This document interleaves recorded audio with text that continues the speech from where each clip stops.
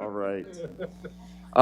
Good evening, everyone, fellow council members, Mr. Mayor, town staff, thank you, good evening. I will call this Mount Airy Town Council meeting to order. If everyone would please stand for the Pledge of Allegiance.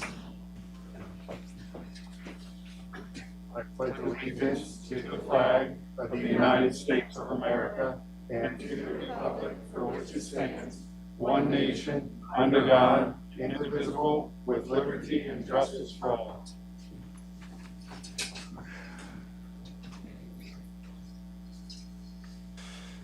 Thank you.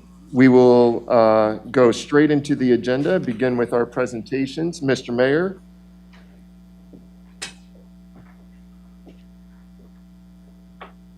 We have a lot to present tonight, but we're going to start out with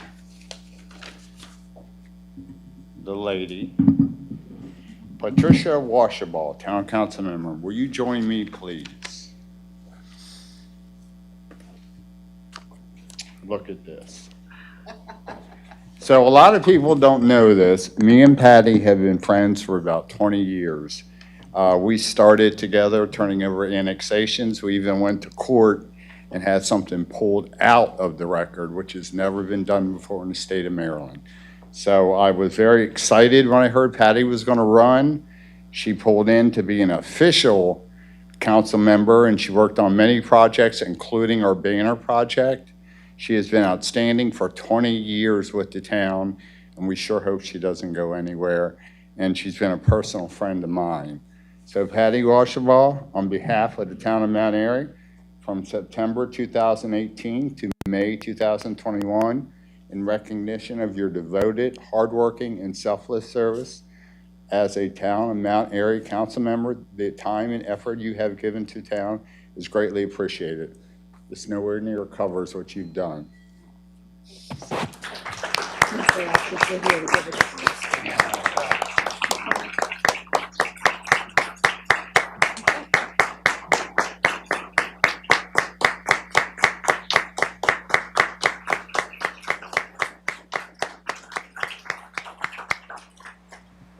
I'd just like to thank everybody. It's been a pleasure. As you know, it was a hard decision not to run again because you're all wonderful people sitting behind that table, but I have to tell you that's a much harder seat to sit in than out here. So good luck to all of you. I'll be thinking of you and keeping you in my thoughts, and I'd like to thank Mayor Pat. As he said, we've been friends for 20 years, and it's a great honor to get this from him. So thank you.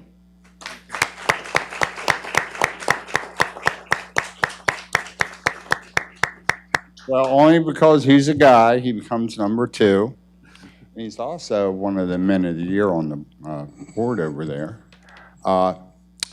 Larry and I have also known each other for 20 years. We actually walked and visited the first caboose. We walked the line, the rails to trails, and mud up to here and got stuck. Of course, after both those visits, I got out of it.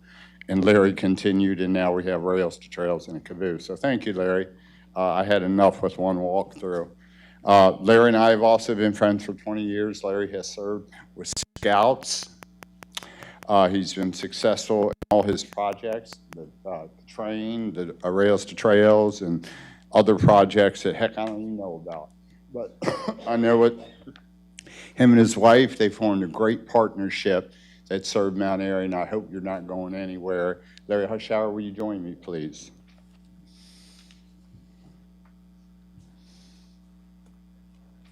How you going? Oh, you're over there.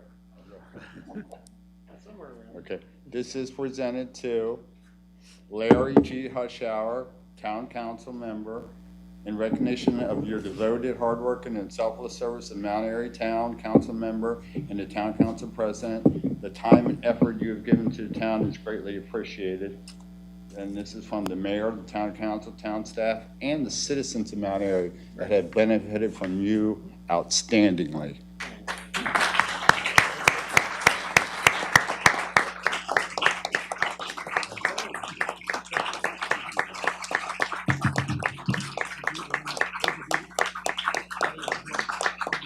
You want me? Oh, yeah, Patty. They said this is too ugly, they need some pretty up here. There, you want to get another side? Yeah, that's fine. I don't have the flat. A yard sale. Oh, my gosh. And they're from Mr. Baker.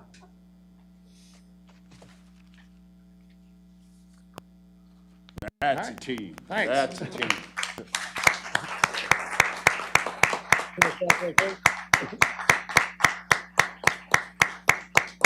I just want to say it's been a great 4 years. A lot's been accomplished, I think. We brought in a lot of money for the trail and for the town through grants and bond bills and stuff like that. So that's been a highlight of the last 4 years. And that Rails to Trails is about to go over a half mile longer before too long. So Mary and I aren't moving anywhere. We're going to stick around. It's been nice to get back there and work on the trail some. And I think there's a lot more to do, and that's where I'm going to be, okay? On the trail. Thanks. I think that's the invitation.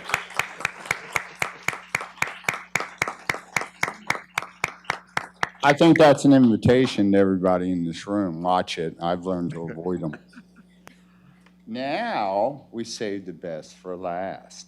You can tell Mount Airy is one heck of a town. We had over, I don't know, was it 10 people that won the If I Were Mayor contest?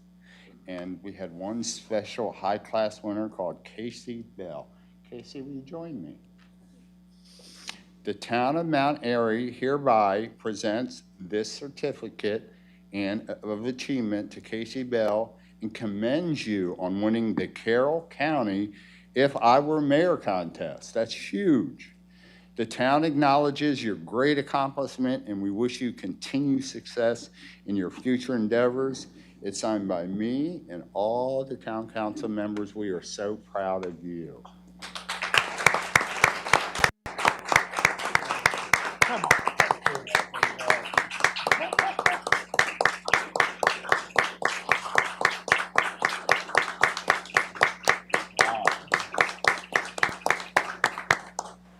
If I could, I'm going to do a quick reading of the other winners.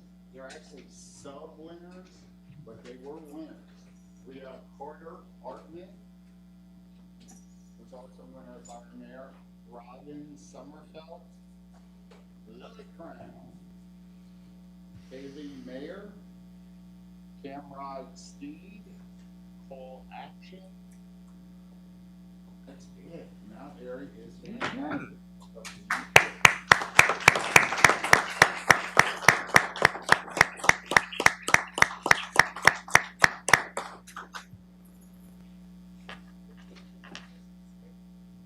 Yes. Sure, go ahead. Mayor Rockenberg, if I could add, I believe Casey is going to be representing all of Carroll County at the state level, correct? We had a Zoom call with the members of the municipal group, so we did do that ceremony. Awesome. And thank you, Glenn, for stepping up. Well, congratulations, Casey. There are a lot of people that are really proud of all of your efforts, and we are sure to see you in our future. So congratulations. All right. We have a couple other presentations this evening. We will move into our skate park presentation with Sarah. Good evening. How are you? I'm well. How are you? I'm really well. That's perfect. Thank you. I do have some copies of that park I can leave with you if you need me to. Is this good? Yes, ma'am. Awesome. So thank you for having me. I am actually a resident with 3 young kids who just started skating. I have 2 boys with boards and a little girl on a scooter all the time who wants to skate. And I have taken them to surrounding areas that have developed skate parks. So we would love to see one here. And once we developed the interest in my family, we started noticing more and more skaters everywhere in Mount Airy. They're young, they're old, they're male, they're female, they're everywhere. You guys know that I did present the idea of a pop-up park to Parks and Recs. We have actually abandoned that idea, the pop-up park, and we decided to focus all of the efforts on a more permanent park, While we were researching the equipment and reaching out to the community, we found that a pump track is absolutely within our reach. The local park would allow for our residents a safe place to practice their sport, improve their skills, and be active outside with their friends and families. I have met many father-daughter, father-son duos that skate together regularly. We would like to build a skate park similar to the one in the Urbana Community Park, and that is on the poster in front of us. That project was overseen by Billy Shreve. He's here with us today. He's here to give us direction and answer any questions that you may have or we may have in the process. He has decided to offer us his time, his knowledge, and partner with us until the end. In our Mount Airy, our project will begin with a pump track. It can be used by all ages and skill levels. We've seen young children on big wheels use them, children and adults alike on skateboards, scooters, bikes, rollerblades, roller skates, even wheelchairs and strollers. The track is the width of a sidewalk, and it's not very easily damaged if it's constructed with concrete. We would like to add to it in phases and skill levels over several phases and years. Wheel sports is one of the fastest growing in our country. Skateboarding was actually set to make its debut in the Olympic Games in 2020. That was canceled. But it is a fast-growing sport, and there's a lot of interest here. I actually came from the carnival. We have a booth. We're trying to promote the idea and see what the kids in our community feel about it, and they are so excited. The younger kids that aren't on Facebook, and they're on things like Snapchat and Instagram that I am not, have their phones out. We didn't know there was a skate park project. Let me snap this. Let me call my friends. They're there. They're giving me ideas. They want to have a skate club at South Carroll going into high school next year, and they want to rent our park to other clubs so that they can fundraise. They have tons of ideas. So that'd be good to reach out to them. I'm gonna have to get on other social outlets so that I can communicate with them properly. But we're asking you guys, our Mount Airy Town Council, to grant the community half-acre property. We're gonna do our part in making the dream come true for so many of the residents, and we just hope that you do yours. We can't do it without you. So I did bring a couple of skaters, as you asked, with me today. I also have Billy Shreve. He's very knowledgeable. But before I give the mic to him, I did want to read you one letter a young gentleman brought to me. He actually wrote it after the Parks and Recs meeting and brought it to me to read to you today. It says, "My name is Ryder Dean. I am 13 years old. I live on 13984 West Annapolis Court. I started skating when I was 9 years old. The skate parks I've been to usually are Only Manor Skate Park, Urbana, Sykesville, Hill Street, Ocean Pines, and Ocean Bowl Skate Park. I like skating because it is very fun, but it also helped me make friends and helps take off stress. A skate park in Mount Airy would be good because me and my friends have nowhere to go besides the town, and we get yelled at there. Thank you, Ryder Dean." And he actually came to the carnival tonight. He's manning the booth while I'm here, and he's talking to people, asking them to give us his email. And he has made year-long, probably lifelong friendships, but over several years at all these skate parks he's been to. And he talks about kids that he's met over in Ocean City and all over the place. So I think it is absolutely something that would benefit our community, kids young and old. So I'm gonna have Billy Shreve come up and give you a little bit of information that he has. It's really any wheel sports. It's called a skate park for skateboarding. But some of the surrounding parks that have the pools and the bowls are mostly used by BMXers. The bowls. A lot of the bowls are used by bicyclists, but there's a ton of scooters for the younger kids, and the probably 9 through 50, 60 years old are on skateboards, yes. Do you have a number of students that? Well, besides, we had about 50 town residents that we did submit to the Parks and Recs. I don't have a number of students, but I would.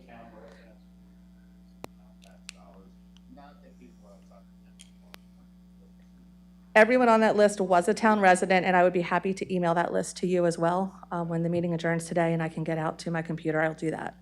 So I'll email that to you. Everyone on that list was a town resident. The kids that are interested, as far as getting you a number, that I don't have right now, but I can get. Again, I'm on a different social platform than they use.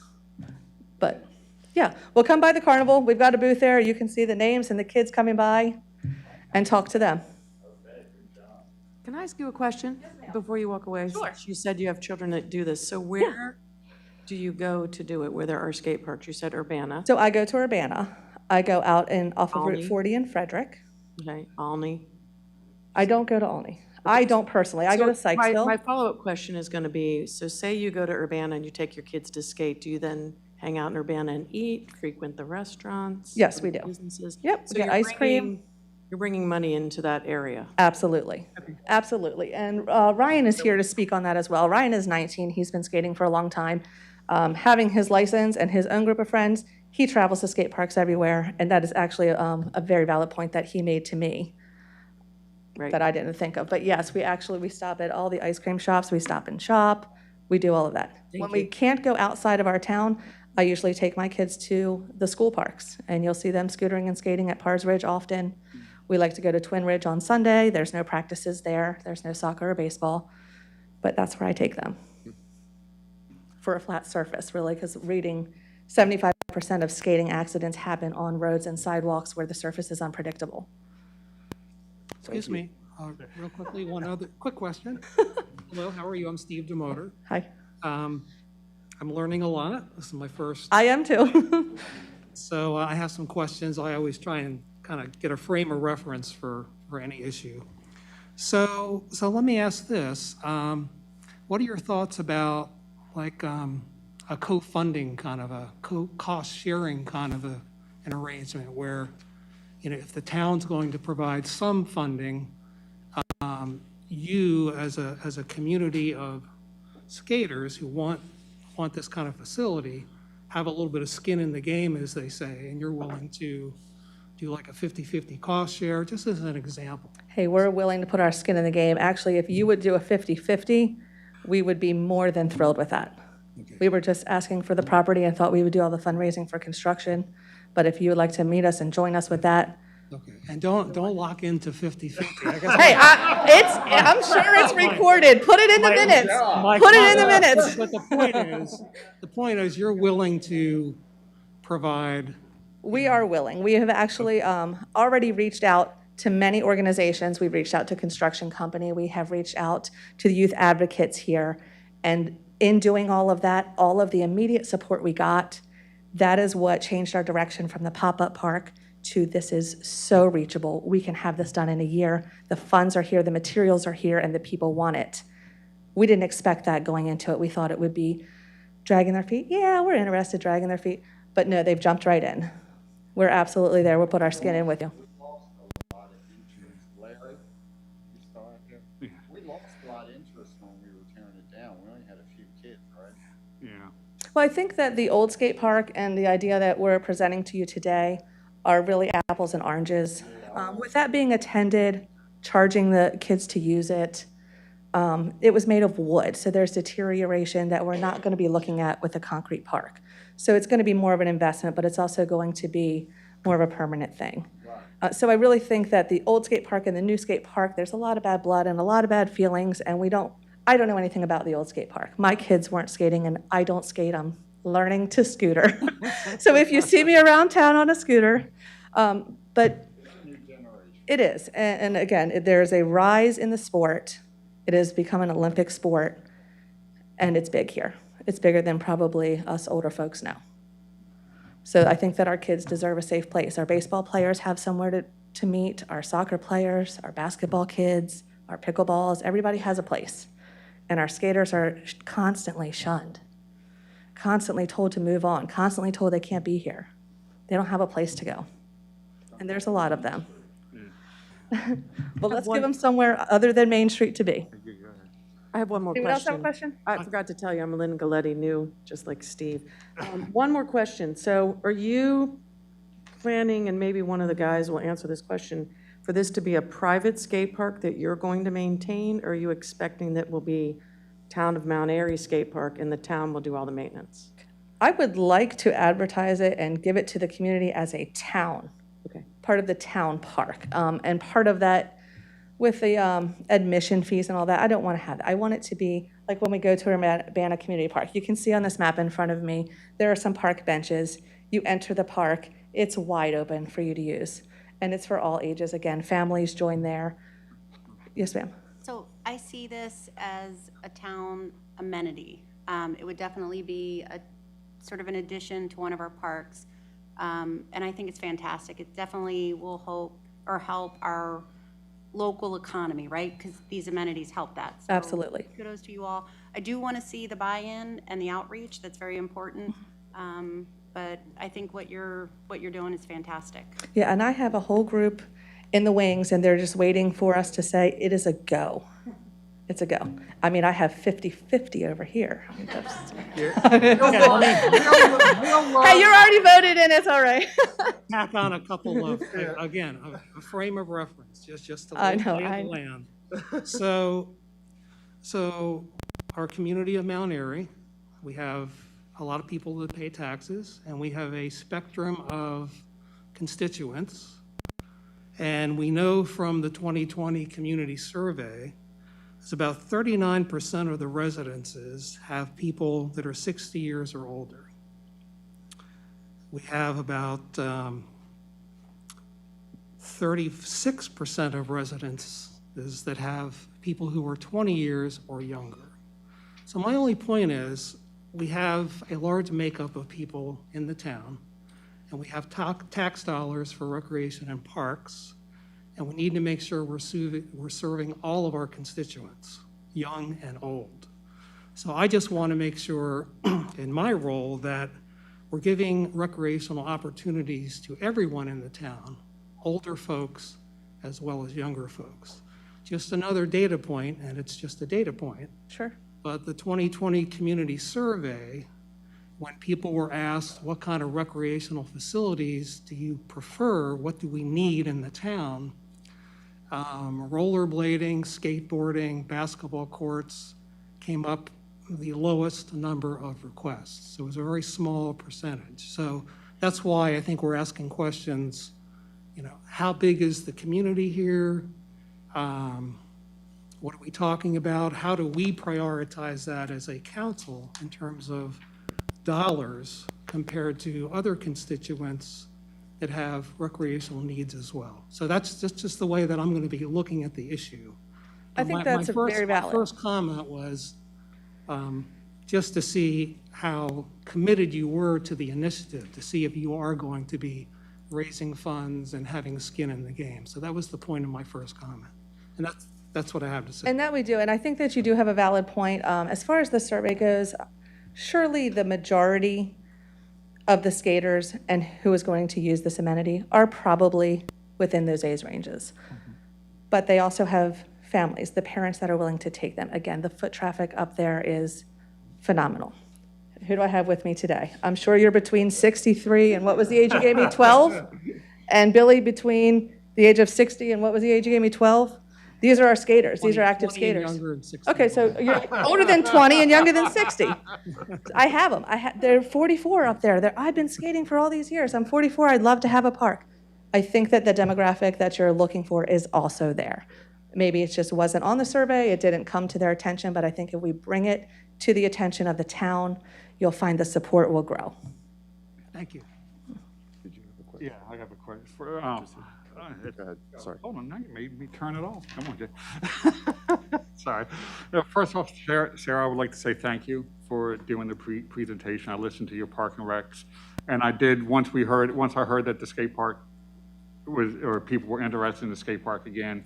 I believe you posted or sent me an email, Carl Munder, about their banner one, so I eventually got out there and looked at it. I do like it, so I am glad that you brought Billy here, because I'll ask my technical questions of him related to the park.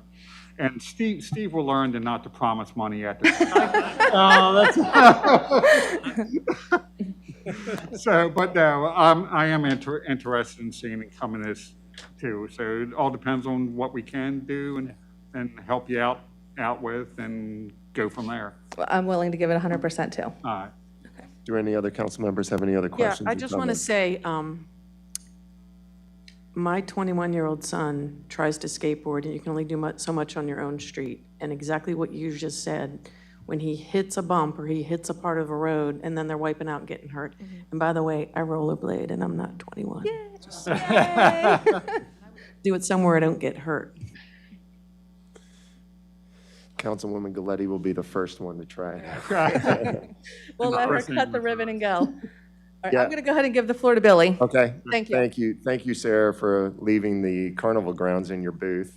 Yes, I was going to say, Casey, please go. You do not have to stay for this.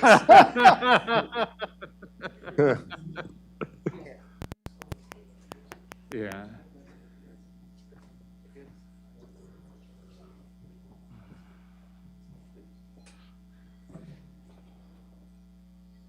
Excellent.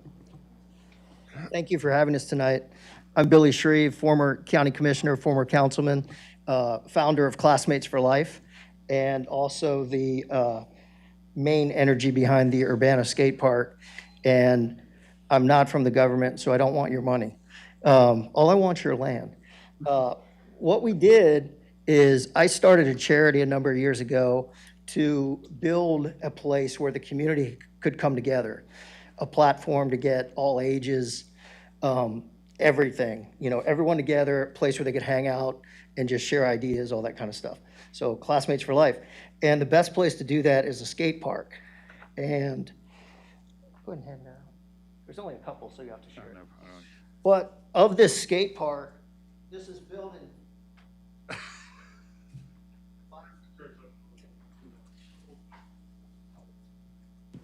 this was built in 5 different phases, okay? Each phase roughly $30,000, all of the money, 100% from the community, okay? So we don't want money, but we need land. So the reason we need land is because you guys have the insurance, right? So no private entity's ever gonna build one of these because they don't have insurance, okay? So the first thing we did is we raised money in the community to buy this ramp, and then I had some construction guys come in and pour the blacktop or lay the blacktop so they had a place to put the ramp. Community got together and built the ramp. So that cost us about 50 grand to get started.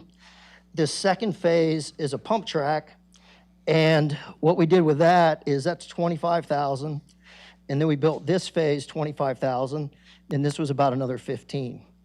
So the community kept coming to us and saying, hey, we want to donate to this. So we kept getting more and more money and just kept building.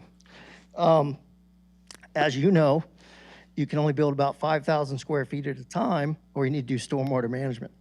So 5,000 feet at a time, about 30,000. You ask about seniors. We started this by talking with the YMCA in Urbana. And what they wanted was a senior park, okay? So the handout I just gave you, this section, it's basically flat and it's handicap accessible, okay? So seniors can walk around it, little kids run around it, people rollerblade on it, skate, bike, whatever. Everyone can enjoy it as a family. So anyone can use it, all these different wheeled items, roller skates, wheelchairs. It's one of the few places you can take anyone in a wheelchair and kind of take them outside and have fun. So if you look at it, it has like one bump that's pretty wide, so you can go over that, miss the next one because it's smaller, and then, or go around like the 4 that are all together. So lots of different options there. I would recommend starting with that, and that's about, this is a little over 5,000 feet. And what we did with our Parks and Rec is we said, okay, we need a place to put it, and they gave us a place to put it. Then we had a contractor come in that builds skate parks because it has to be a certain type of concrete, certain surface, and certain design so that, when you go over the humps, like the bottom of your scooter doesn't drag, or your front wheel of your bicycle doesn't get caught, things like that. So a lot of technology goes into it, but it's a pretty simple thing to build. So the engineering's key. I would recommend something like this to start. And what we did is we had the community start out and just the kids, the skaters, and they raised about 15 grand. And then we had, bigger donors come in and, do the kind of heavy lifting. So it's impossible for kids to raise $150,000 to do something like this, but they can raise 15. So That's what we ask, is just a partnership, do this together. And what Parks and Rec did for us was they did the initial excavating after we had the design, and then they did the cleanup and the planting. So plant grass, if you want trees, plant trees, and then it becomes yours. So we turn it over to you after it's built. Okay? I'll be here to answer any questions for you. Commissioner, first of all, I want to thank you for your years of service, if I can recognize you with that bandage on. And not that it matters, because I'm sure if you did, you gave a good deal. Did you build any of this yourself? You know, I helped build the wooden ramp. I'm not saying that from a negative standpoint. No. It's a great question. We had about 20 guys, including celebrity chef Brian Voltaggio, out there building the wooden ramp. And then we had construction companies lay the asphalt. And then a guy, he's out of Dallas, Pennsylvania, come down and build the skate park. He's built a bunch for municipal governments up there. So, You're familiar with the way it's constructed. yeah, I'm the general contractor on all of it. And the county made me and my charity get insurance just to oversee the construction of it. So, Again, thank you for your service. thank you. I appreciate it. Okay, Stephen, did you have any questions? No. okay. Well, you covered some, well, sorry, Commissioner. Thank you again for your service, as the mayor said. Thank you. And thank you for coming tonight to do the presentation. You answered some of the questions I had. It was built in 5 phases, approximately, I would say overall cost is probably about $200,000 nowadays. No, this is just built. We built 2 phases of it and raised the money for 2 phases of it during COVID. Okay. So one phase opened in December, and the last phase just opened in February, like after the snow melted, so end of February. Okay. But you would say the total cost, About 150. 150, okay. Yeah. I round up due to the Yeah, and construction that's, cost. oh, yeah, going that's a up. good idea. So the cost is there, and we have that number. How about the total area you're looking for? This is on like a half acre. Half acre, yeah, because I went over and saw, as I told you, I went over and saw, I was impressed with how much was able to be put Oh, yeah. in the footprint there. And I what thought you- it was, because the pump track that I saw was somewhere else online, and it was like a large track, so I was impressed with the amount put in there. But about a half an acre, you would say, somewhere? Half acre total. Okay. And this is a little over 5,000 feet. So really small footprint. Okay.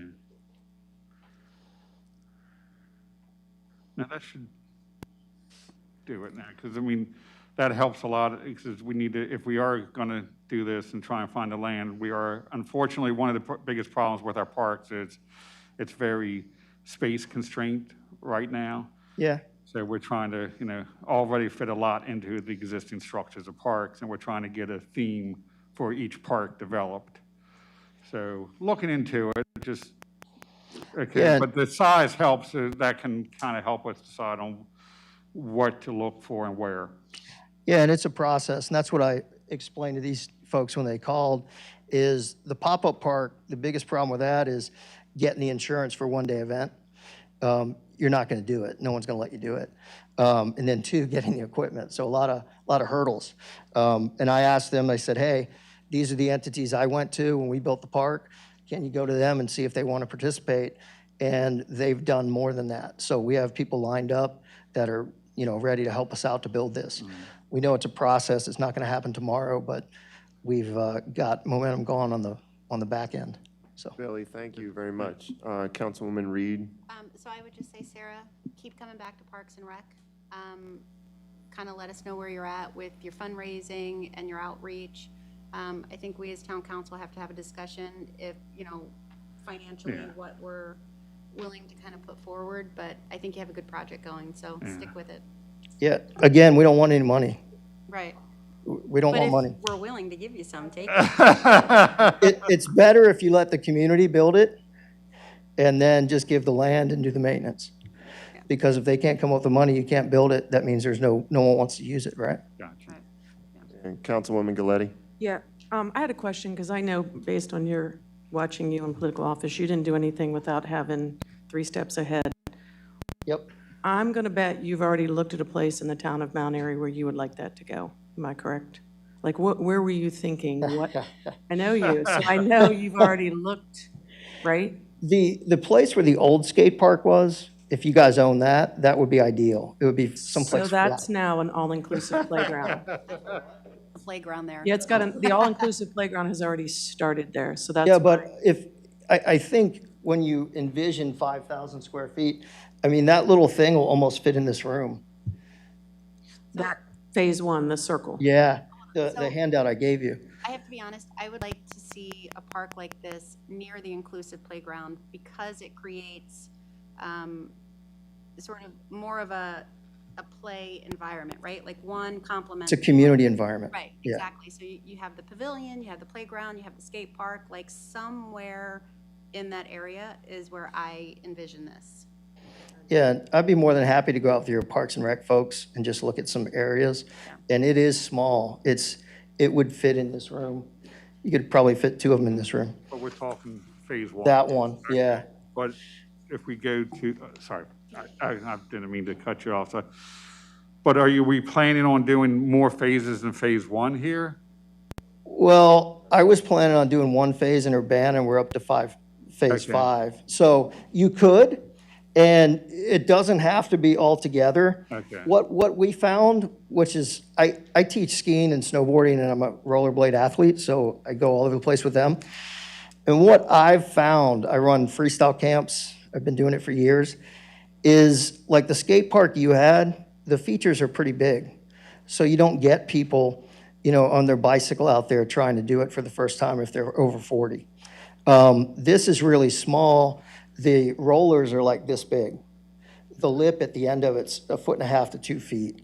So, and what we found is out of everything we built, that gets the most use even by the experts. So you build stuff small that's usable and everyone can enjoy it. No, I just want to make sure if you're asking for say area, as Councilwoman Reed said, close to the inclusive playground, that don't need to also include further expansion off of this, because then, It's all individual. okay. So yeah, you could build it however you wanted to. And some people, like towns, build skate spots like you had initially talked about, and they'll spread them out through the town so people can congregate in different areas. So it's however you want to do it. There's no right or wrong way. Okay. Yep. Cool. Thank you once again for your time this evening, Sarah. You did an incredible job, so thank you very much. And as I'll just reiterate what Councilwoman Reed said is please keep going to Parks and Recs and keep them updated. And I think we'll definitely try to move forward. And thank you, Commissioner, for coming in and speaking with us. We really appreciate it. Thank you all. I have a quick question for you, Ms. Reed. As you said, just keep fundraising. I had a lot of people up there today. Can I write a check? Can I write a check? Of course you can. And it's all going to Classmates for Life. It's a nonprofit organization where it's a tax deduction. But as Billy told you, we have a lot of drive behind us. So are we official that I can grab donations and grab plans? Like, I don't want to collect all this money and all this material, and That'd just be an then email. I have nowhere to take the material and I have nowhere to take the So, money. Email me. So I'm going to tell you from experience. I approached the town 5 years ago with a crazy idea for an inclusive playground. And I fought tooth and nail to make it happen, and eventually it happened. So we were fundraising prior to having a thumbs up because that's what we were working towards. Meaning if you fundraise, you will get there. Okay. Well, we'll do that because That's- they're willing so to I don't now, know so if I'd that's rather the right collect it now answer while. as a councilwoman, but that's my answer to you as a member of this community. If you want this to happen, fundraise. Go 100%. Yeah. Great, go thank you. 100%, because the more you raise, the more realistic it becomes. Okay. The second thing I wanted to add really quick before we close, in looking at it with the other members of the community, we really do love Watkins Park. And I just wasn't sure, I know there's the dog park, and then there's a soccer field, and a bit of a hill and separation until the all-inclusive park. And there's a little bit of property in front of that that goes out to the walkway. Yep. And I wasn't sure if that was a second soccer field that just wasn't set up at the time, or if that area would be great. That would really be ideal. People can take their boards, they can come from all the school parking lots, and they don't have to cross 27. So with that, I would say maybe schedule a meeting with the chairman of Rex and Park, as well as with town staff, and scope out a potential area. Okay. And that's where you would start with that. Fantastic. Great, thank you. Thank you, guys. We appreciate it, and thank you for your time this evening. Next, we'll move with the Mountain Bike Trail Project with Kristen Ellis. Good evening and welcome. And all of my skaters, you guys are more than welcome to head on out this evening. You do not need to stay for this agenda. Thank you. I appreciate your all's time. Yeah, although some of you might be interested in the trails too. A lot of crossover there. I'm Kristen Ellis, my husband Patrick Ellis. Thank you, Mayor Pat and council members and staff for having us here and allowing us to take a little time to talk with you. We did put together a PowerPoint presentation. The initial one that we had sent was a very long one that we created about a year ago, which is very detailed. So we've cut that down, and we'll try to run through this more quickly. Thank you. So Windy Ridge Trails is what we're here about, and what is it? Basically, the idea is that this is a multi-use trail system that we are looking to have put in an underutilized park, and that is the one that exists behind East-West Park, essentially, and we'll talk more about that location in a second. It is a place where all ages and interest levels of recreation can enjoy themselves, and that they can get to them without a vehicle. So we're talking about mountain biking, trail running, hiking, equestrian riding, and in terms of, we talked a lot about age demographics here. With the trail system, we're really talking about a huge range of age usage with all these different things that you can do on a well-designed trail system. But there has been a lot of outpouring lately about we need more places for the youth to do active things, and this is one more of those opportunities. We'll also talk a little bit about the economic benefit that this would have to Mount Airy. I'm sure most of you know Windy Ridge Park is behind East-West Park, which is basically behind the American Legion. Currently there are trails there, but they do need a little help, a little work. And I think currently we have like 90 acres in that park. So why that spot in particular? We've been looking at this. We walked through that with members of the Board of Recreation and Parks and staff members. There is a lot of acreage there, and it already has a lot of terrain that lends itself to a nice trail system. So there's a lot of slope, there's varied topography, there's also varied tree coverage and open space as well. So really the existing contours are pretty ideal for interesting trails without having to do a whole lot of alteration to this landscape. And we'll mention a little bit about what a nested system of trails looks like and how you really get some mileage out of a really small area. Here's a quick plan. I walked the park with John Arnold, who's here this evening. He is a Moore liaison. He's currently working at Gillis Falls Park. We walked it and he came up with this possible concept. We got 3.4 miles without too much nesting fairly easily. You could certainly add more, and it's just one of many, many options for putting trails back there. So the heart of the four-county community, here we are in Mount Airy. There is a lot of benefit to a trail system being in a location like ours.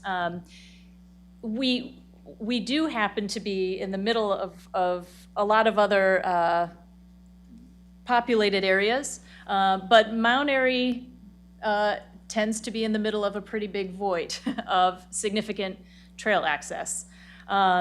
So Windy Ridge Trails would allow our own local residents to access the trails by foot, by bike, by running feet as well. But it will also be super accessible, because of where we lie, on Route 70, that it's really accessible to a very large regional population. Trail users and especially mountain bike trail users and trail running trail users tend to travel pretty significant distances for a decent mountain bike or hiking or running trail. And then what they do is they stay and they shop and have a beer and a burger and they spend money in the town and they get gas before they go. So we'll talk a little bit more about that economic benefit, but that is absolutely a big one, not just for our local residents, but for folks in the region and then our community from those who visit.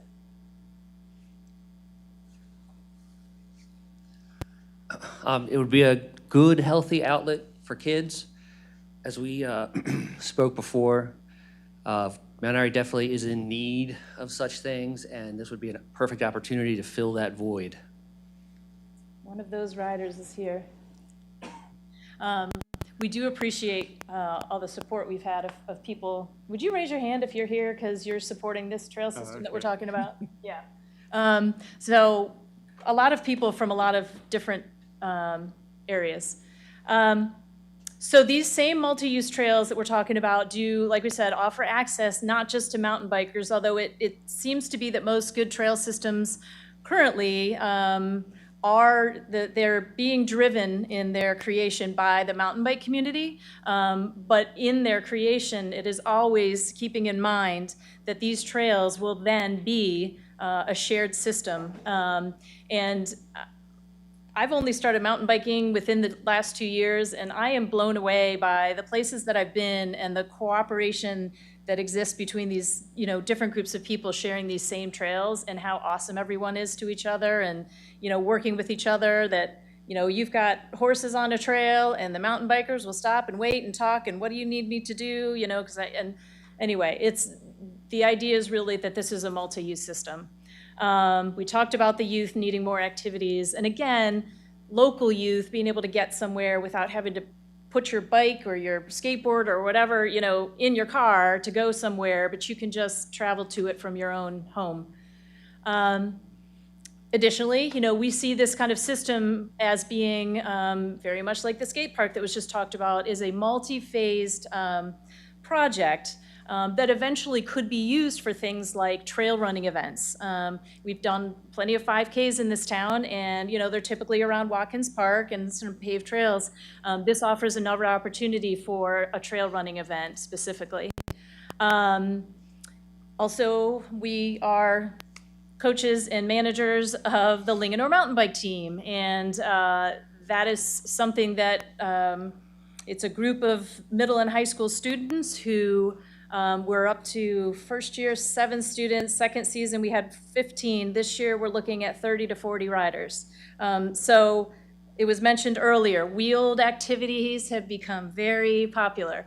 So it's really exploding and there's a big demand for places to ride. But our league, under the Maryland umbrella and the National League, holds race events. And we're having 5 this year in the fall, and they're all over the state. So potentially down the line, with a good trail system, that could be a reality here.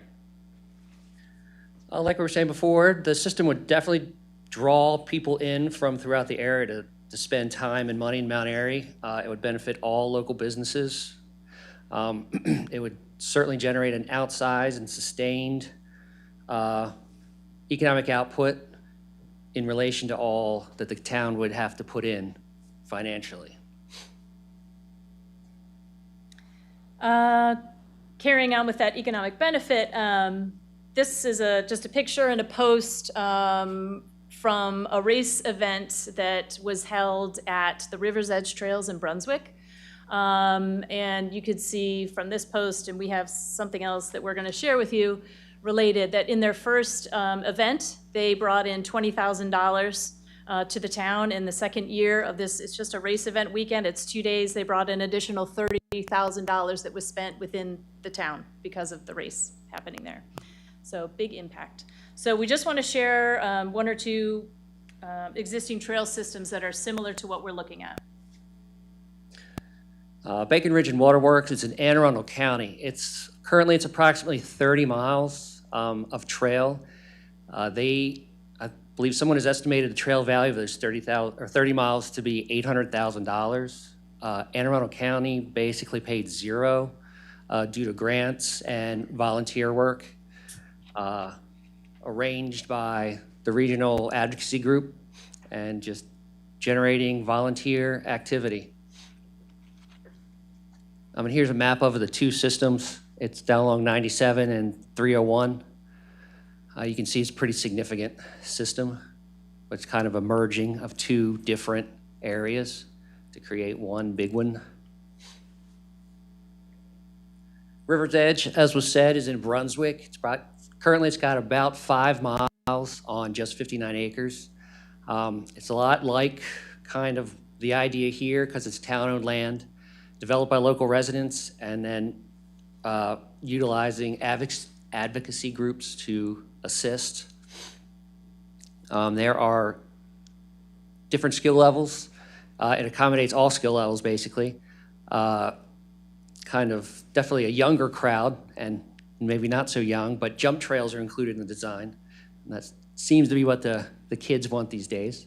And even as we speak, they're planning more trails, want to acquire more land to expand even further.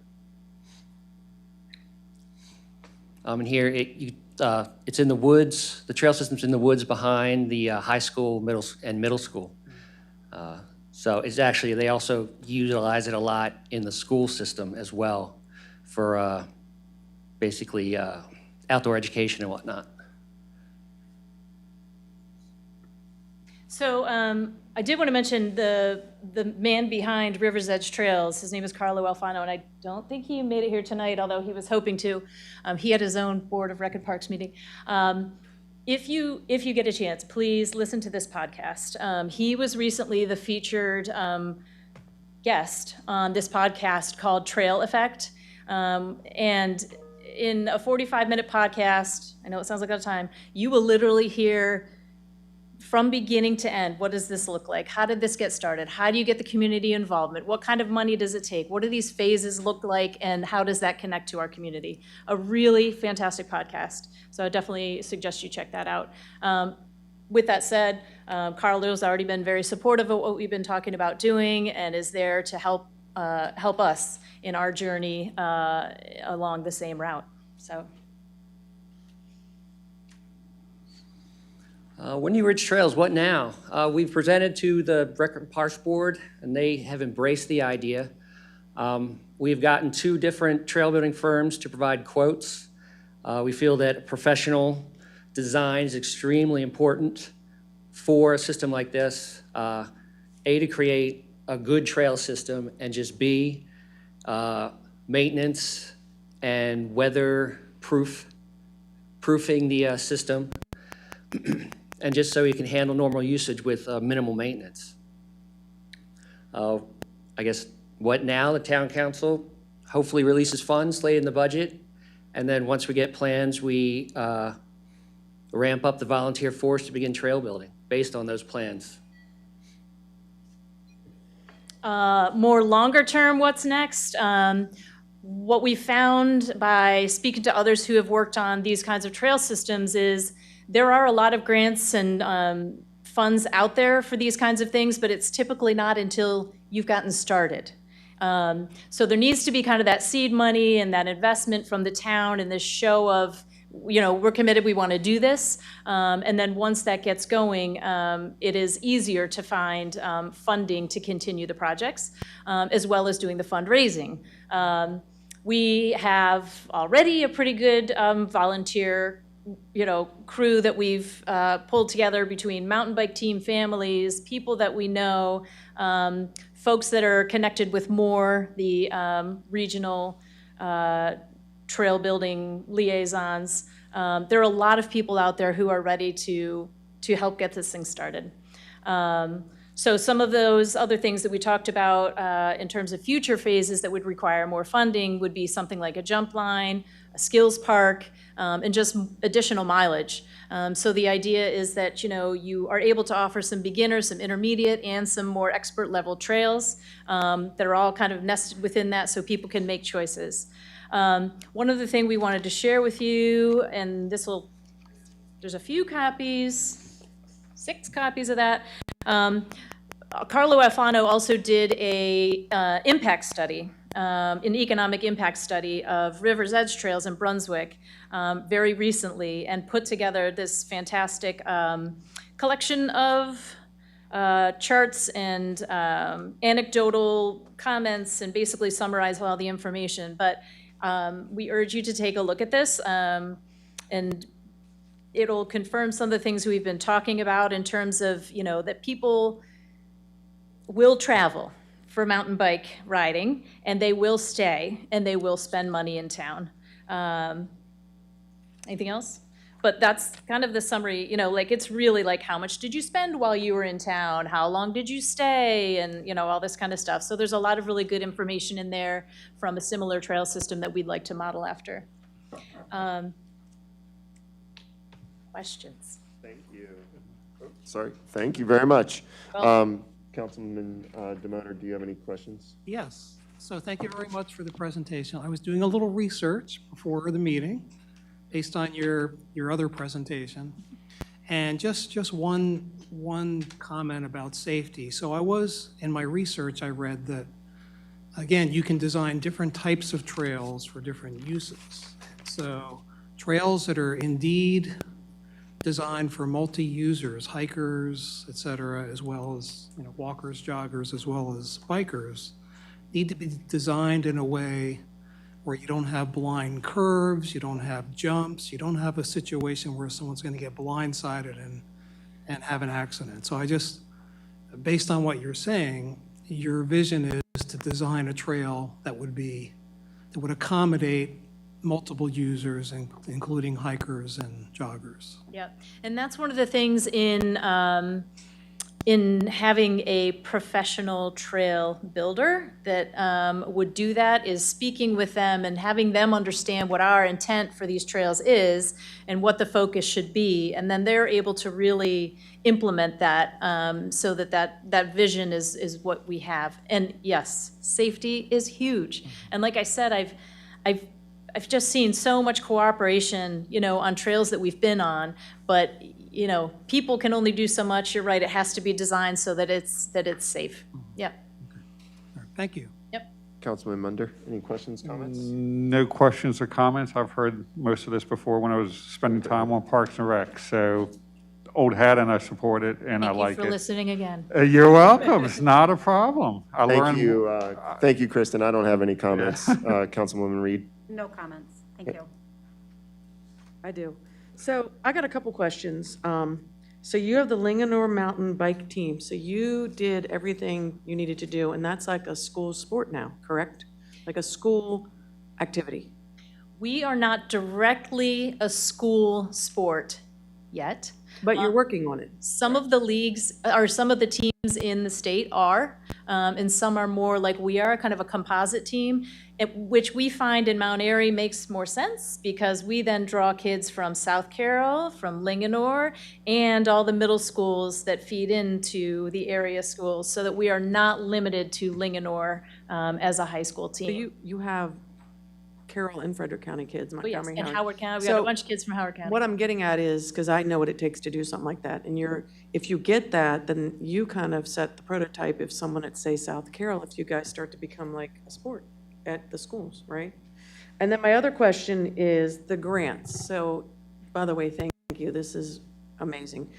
The long term, you're talking about the grants, is that something you propose to do, or you want this park done and then you want the town to do it? You want to work with the town? Have you thought that out? Yeah, sure. You know, we absolutely see this as a cooperative effort. 2 people can't do this. Right. It takes a village and it takes a town. We are not grant writers. Never have done that ever. But we know that there are people within town staff they're good at that. Pat's really good at research, so he's good at finding them. And like, here's one that we should apply for, and this makes sense, but having someone else do the writing, for example. So yeah, all along the way, I think there are a lot of different phases and pieces. We've already talked to Councilmember Reed about fundraising and, you know, ideas for getting creative around that. So yeah, we see this as a cooperative effort. Absolutely. And we need it. Thank you. Thank you. thank you this evening, and thank you for everyone supporting the Leganor mountain bike team. We appreciate you guys. Thank you. Thank you. And just with the skate park, you guys are more than welcome to go. You do not need to hang around for this.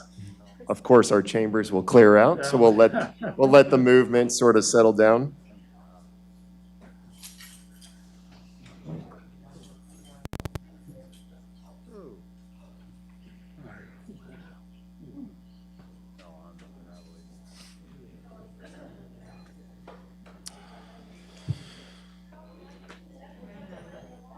All right, we will go ahead and move into the approval of council meeting minutes and closed minutes for May 2021 Town Council meeting minutes, as well as May 17th, 2021 special Town Council meeting to select officers and designate commission liaisons. I will make a motion. Is there a second?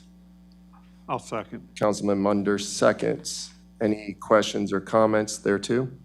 So Holly, one thing that I noticed at the top of those minutes, there is no title or date, sort of designating what it is or when it was. So we should probably add that.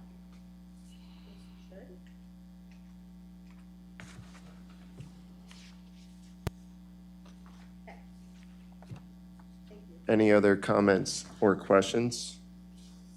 Seeing none, with the amendment of adding the date on the, for the selection of officers and commission liaisons, I will make that motion. Is there a second?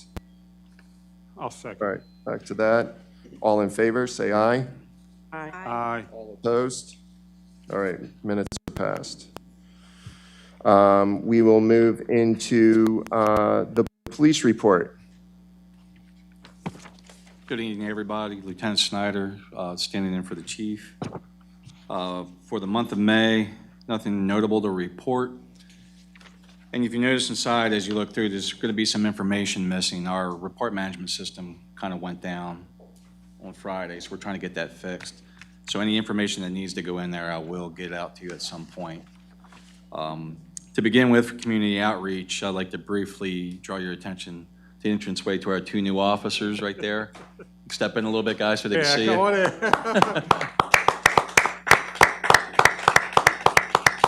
POC Neil Klezak he hails from the Carroll County Sheriff's Office. He wanted to improve himself, so he came to the Mount Airy Police Department. We agree. And our first graduate from the academy, Greg Gephardt. Nice.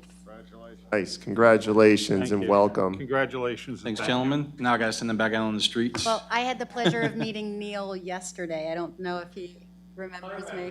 Okay. Yeah, I was loud and annoying. Yeah, was it a good meeting or a bad meeting?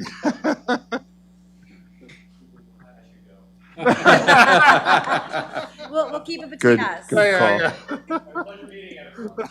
Welcome, thank you. And just to note, our lobby is back open again, so anybody that wants to utilize the prescription drug mailbox that's there, that's been huge. That constantly fills up. So we're getting all those dangerous prescriptions from being thrown into the trash can. That's usually Monday through Friday, 9 a.m. to 5 p.m. What I was able to gather off the system last week before it crashed, calls for service, 1,340. That number may change. Investigative reports, 70. The Part 1 and 2 offenses, I don't have that data for you currently, but I will get that to you. 2 opioid-related overdoses to report for the month of May. Both incidents required Narcan administered by the medics. So thank God no fatalities occurred with that. Moving on, let's see, traffic citations for the month of May were 51. We gave out 98 warnings, 12 safety equipment repair orders. We had two TDUI, I can't even speak, I'm sorry, DUI arrests. I don't have my bottle of water. Traffic arrests resulted in 9. Total traffic stops altogether was 188. I gave you the calls for service. Criminal arrests were 6. Criminal citations were 1. No civil citations. And you can see the type of investigative reports taking on the second page of the stat sheet. And that's pretty much all I have. Thank you, For this Kurt. month. Do any council members have any questions? I do. First, we had the pleasure of meeting maybe a week or two ago, and I got to spend some time and learn a little bit more about the police department. I had an idea, and we don't need to answer tonight, but I wanted to get your thoughts and the police department's thought on this. So we have these meetings, and we have maybe 3 to 5 minutes, maybe tops, that we scan these, the information, and you give a report. But it seems, again, because safety is like one of the primary things that the town government provides to its citizens, I think it might be useful to have maybe once a year, could be a half hour, could be, I don't know how much time, but it's more of a block of dedicated time where you come in and you give an overall kind of, here's the state of policing in Mount Airy. Here's some of the trends we've seen over the past year. Here's some issues maybe coming on the horizon. It could be a roundtable kind of a format where, the public is here, they can ask you questions. It's just a good way to get a more complete message out about what you're doing for the town, what some of the issues may be, an opportunity for you to engage with the community on the big picture of what's going on. So that's something that I would suggest we do at least once a year.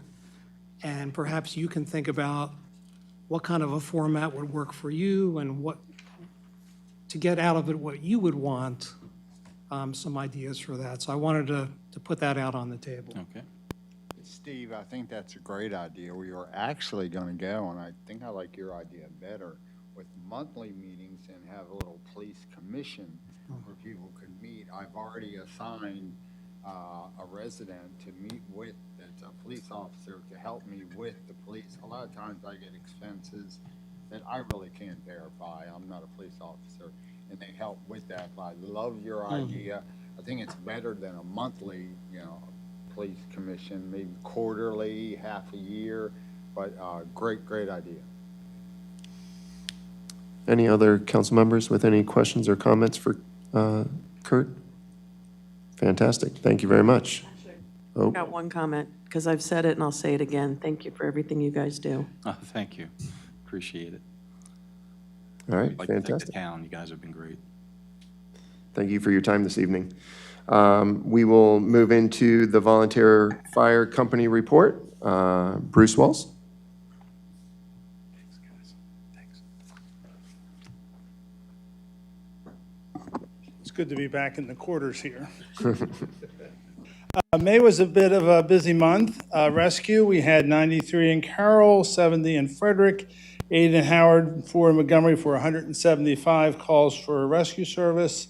Fire, we had 20 in Carroll, 17 in Frederick, 7 in Howard, and 2 in Montgomery for a total of 46 fire calls, which resulted in 113 calls for service in Carroll, 87 in Frederick, 15 in Howard, 6 in Montgomery for 221 calls for service.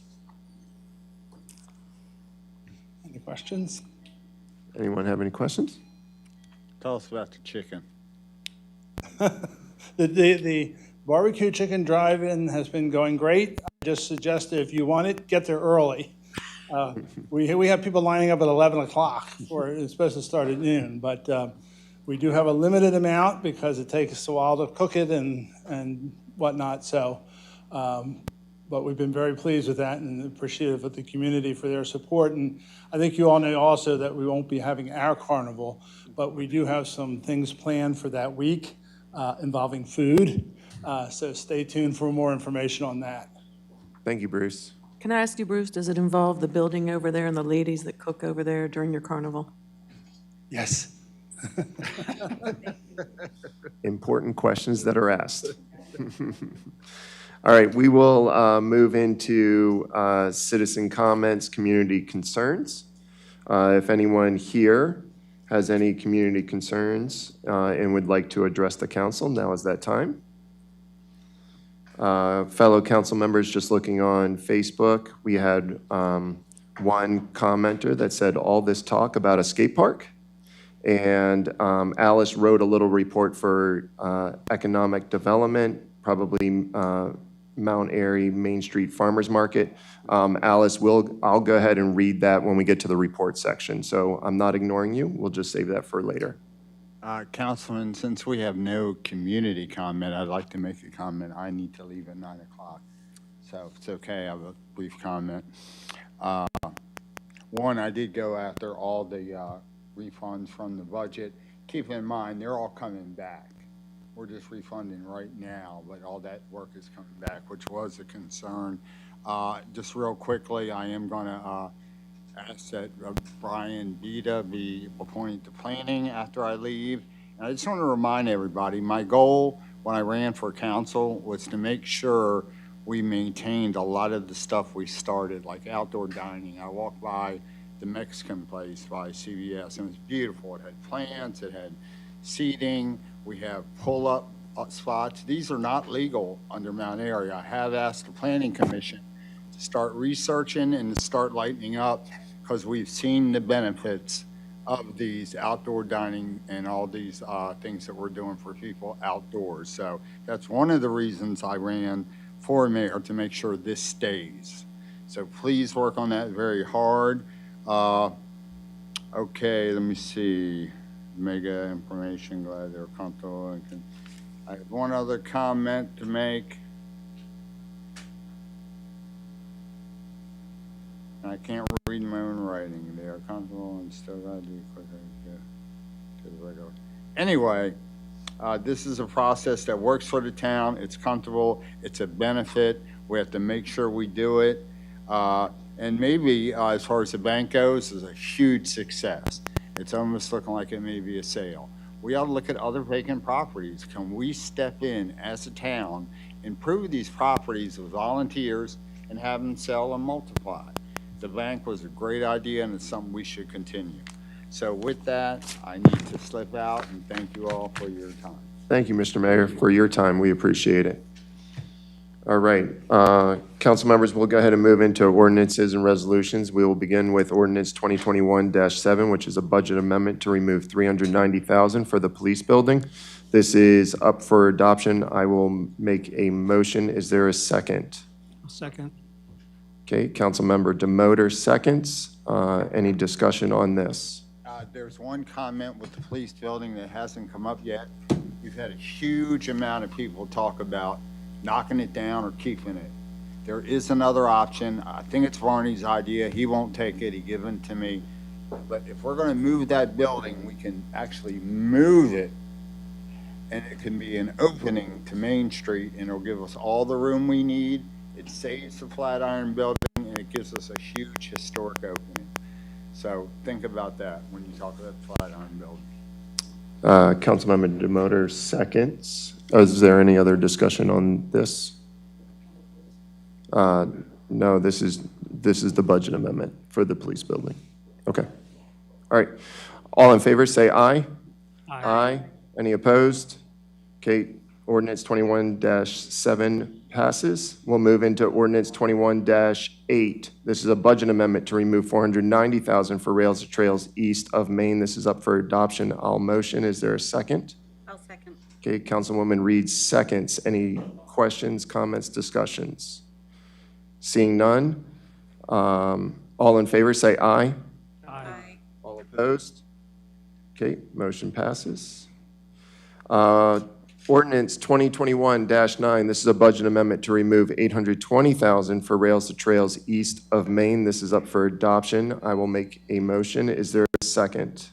I'll second. Councilman Munder seconds. Any questions, comments, concerns? Fantastic. All in favor, say aye. Aye. Aye. All opposed? Hearing none. Ordinance 2021-9 passes. Next up is ordinance 2021-10. This is a budget amendment to remove $400,000 for wastewater treatment plant sludge building. This is up for adoption. I will make a motion. Is there a second? Second. Councilmember Munder seconds. Any comments? Hearing none, all in favor? Say aye. Aye. Aye. Sorry about that, I stuttered. Any opposed? Okay. 2021-10 passes. Next, ordinance 2021-11, budget amendment to remove $60,000 for annual paving. This is up for adoption. I will make a motion. Is there a second? I'll second. Councilman Munder seconds. Any comments? Okay, hearing none. All in favor, say aye. Aye. Any opposed? Okay. Going to 2021-12, this is a budget amendment to remove $999,000 for Center Street improvements. This is also up for adoption. I will make a motion. Is there a second? We'll give it to Councilwoman Galletti for her first second. All right, any questions or comments? All right, hearing none. All in favor, say aye. Aye. Any opposed? Okay, ordinance passes. Ordinance 2021-13, this is a budget amendment to remove $400,000 for the east-west stormwater management facility. This is up for adoption. I will make a motion. Is there a second? I'll second. Councilmember Munder, seconds. Sorry. Don't worry about it. Any questions or comments? Okay. All in favor say aye. Aye. Any opposed? Ordinance passes. Ordinance 2021-14, this is a budget amendment to reduce fiscal year 2022 advertising budget by $12,000. This is for introduction. I will introduce. Is there a second? I'll second. No, I'll Okay. Councilwoman Reed seconds, and we can move into discussion. If anyone has any questions or comments, Councilman Domotor. Thank you. I have some questions. First one is a nit-nat, maybe typo. If we go to the ordinance, the first whereas, it says, it's been determined that the allocations for advertising in the budget for fiscal year 2021, 2022, that should be have been overestimated, I believe. Allocations have been, not has. The next whereas, that's okay.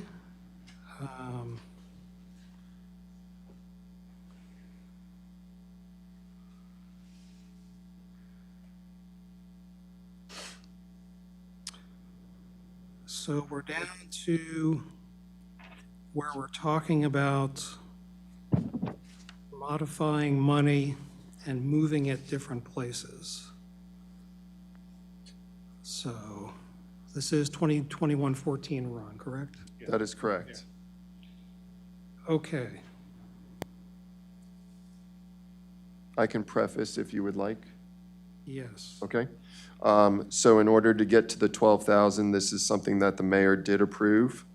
We just need to do it. So because the advertising line items come from multiple areas, in order to find the 12,000, I went through the budget and took it from these particular areas. There's not one line item that just has $12,000 in it. I needed to pull it from certain areas. These items that I pulled from still have a considerable amount of money in it, so the accounts are not drained for advertising purposes. Okay. The question I would have is, what's the, and because you all worked on this within the previous council, what is generally the total amount of advertising that we provide for papers and such, like in 2019, 2020? Sure. And what is it going to be now for 2022? Are we within the same window? Great question. Can you give me 1 second on that, please? Councilmember Munder, do you have any questions? I just have one question on, say, paragraph 2 under the reallocation portion. Oh, hold on. I just have a question on paragraph 2 of the reallocation portion. We were originally going to reallocate $5,000 to the, say, the general fund operating line item for the park enhancements to be used for a pop-up skate park. Since we were told tonight that is no longer their goal is for a pop-up or a more permanent? Do we still want to do that and just change it towards a skate park, put it back in the general fund, redirect it to the mountain bike trail, or just? So I guess my thought on that is if we were going to allocate 5,000 for the pop-up park, maybe we should allocate that towards, say, the pump park or the pump track. Or, Yeah, the skate, Right, to be determined skate park design or whatever. Okay. I just didn't want to like leave it as pop-up park and then someone come back and say, well, you can't transfer it because it's not its intended purpose. So, all right. That is a great point. In hearing what they had said, I would be willing to make that change on there. Councilwoman Reed, did you have any other questions or comments? I do not. Councilwoman Galletti? I do. I actually had that question that Carl asked. So Carl just made a really good point. We're reallocating that to go towards a potential skate park. Is some of this going to be reallocated towards the bike trail park? Great question. There is $5,000 already in this year's budget for the mountain bike trail design. Yeah. Thank you. You're welcome.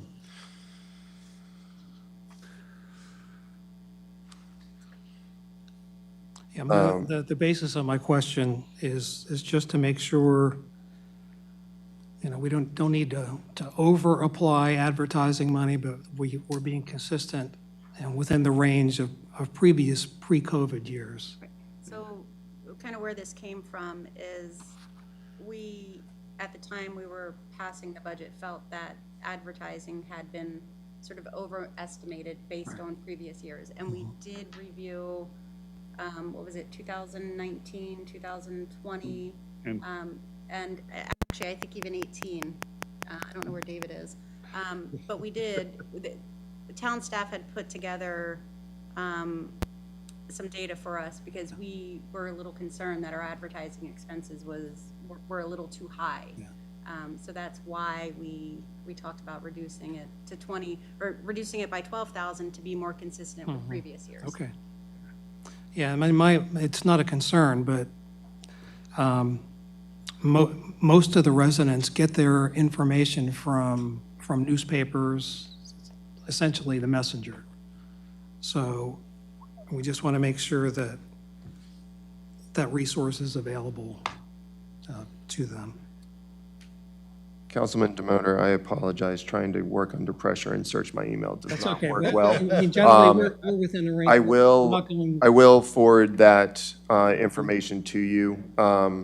Councilmember Munder, myself, and Councilwoman Reed do have that email. It came from David Warrington, and we will forward that to you. That is a breakdown chart starting at 2018, going to 2020, and then highlighting the 2021 budget. They are significant increases throughout the years, and this is why we're bringing this up. Yeah, and I went through the budget and I saw where it was priced up and then we were taking things out. I just want to make sure we're within the same range of, let's call it a normal. We are still higher than, and considering and allowing departments to still do their required advertising and still pump things up after COVID, we're still allowing that. So I will forward that to you, and I apologize. Thank you. So hearing a couple changes with the first whereas from Councilman Domotor, changing has to have, and from Councilmember Munder, with agreement from Councilwoman Reed, setting that towards the whatever they would like to do, the pump-up track for their first. And I think they're going to keep coming back to Parks and Recs, which I would love to see them do. So we'll do a motion on these amendments, and then we'll take a vote. We'll just do, this is just up for introduction, so we'll just do a first and a second. I will make a motion with those amendments. Is there a second on that? I'll second. Councilmember Munder seconds. I apologize. I just need to slow down. So we'll see this again next month with those changes. Are you good on that, Holly, with those changes? Yes. Okay, perfect, thank you. Up next is 2021-15. This is for peddler exemptions. This is also up for introduction, talking about the changes. And in bringing this to you last month, I took your feedback. I worked with our town attorney, Tom, on making those changes. And hopefully you had a little bit of time to review. So we are crossing off and updating our exemption policy. And it was indicated to me to also put in a political campaign, but also still follow the residents' request that if they so wish to be left alone with a no solicitation sign, that that be respected. So this is just up for introduction, but before we do so, are there any comments? I know Councilman Domotor and also Councilwoman Galletti did not have this opportunity, so I do want to give them that. And thank you. Sure, you're welcome. Thank you for the opportunity. So I'm looking at page 2, and maybe you can help me understand some things. So it looks like we're taking out, basically the only exemption in here is for volunteer fire companies. And I noticed there's no condition on that. They can knock on anybody's door, with or without a no solicitation sticker on their window, I believe. And then we're adding B, the political campaigns. You can go door to door, except if you see the no peddler sticker on the window. I'm questioning why are we removing D and E? So can you just, for the record, just state what D reads, please? Well, D reads right now, person selling Christmas trees, cards, greens, holly, and wreaths. E reads fraternal, religious, charitable, patriotic, educational, benevolent, or civic organizations. And I was thinking that if these were specified as nonprofit organizations or their representatives who were doing these things, why are they not also allowed to do these with the same condition? If they see a no peddling sticker on the window, then they shouldn't go up to the window. But I'm just questioning why suddenly, let me put it this way. Someone running for a political campaign can go door to door, which I agree with. But if you're trying to sell Girl Scout cookies, you can't. If you're trying to go around and sell candy bars for a baseball team, you can't. If you're scouts and you want to do scouting for food, I know the way it used to be done is you leave a bag on the door and then you come back and get the food the next time. Does that mean that they can't do that? So my recommendation is that we keep items D and E. Maybe we need to add the words nonprofit organizations and their representatives. And then if we're concerned, at the end of each of those sentences, we can do the same thing under the newly proposed B. We can say, with respect to no solicitation signs and or requests. I feel like we're taking too much out where now the only people who can solicit are people from the fire department and political people running for office. And it seems like we're just taking a little bit too much out of what Mount Airy is and, family-oriented, hometown values. I mean, that's part of what people do in our community is they try and raise money for the ball teams and scouts and things like that. So that would be I don't know the right wording, but that's what I would propose adding back into this. Can I just make one comment to what you Yes. had said? I will say, just being in a school system and when we do fundraisers like this, one of the very first things that we say is don't go knocking on people's door. Have mom or dad bring it to work, allow them to do most of their selling. I mean, most of it is for their safety, even if their parents are walking around. Sometimes the parents are at the street. You just never know. I'm not saying that's a reason why we removed it. I'm just saying I haven't seen a Boy Scout come knocking on my door. I have had Boy Scouts do the the food donation. Right. And they alert either through Mount Airy News or through the specific neighborhoods that, hey, it's going to be food donation time. They put a bag on the door. Keep in mind, solicitation is selling a product. So if that does consider Girl Scout cookies or Boy Scouts popcorn, I just don't know if they promote going door to door any longer just for their safety. I'm not in either of those groups, so I'm just letting you know from my school experience. The last time we had talked, the reason for D was it just needed to be updated. We have started celebrating other holidays, and to just limit Christmas, all of a sudden, we would then put down every single type of holiday that would be celebrated, and so we just decided to scratch that one instead of putting in exclusions for all of them. So that is the reason for D. If the council wanted to consider non-charitable groups, such as the Boy Scouts and Girl Scouts, I just haven't seen one for a very long time, almost since I've been living here, to be very honest with you. And I don't know, maybe we can reach out to the Boy Scouts and Girl Scouts. This is up for introduction, so if we wanted to get it so that by next month, we can do a final amendment. If you would like to take on that, I would really appreciate it. Sure. And then we can do anything else. And then the Sure. listing volunteer fire companies and what's the rationale for that, the way it's listed, and there's no limitation in terms of if they see a no solicitation sign on someone's door. I think, and any other council member can certainly speak. I don't mean to speak on behalf of anybody. I'm just speaking on behalf of myself.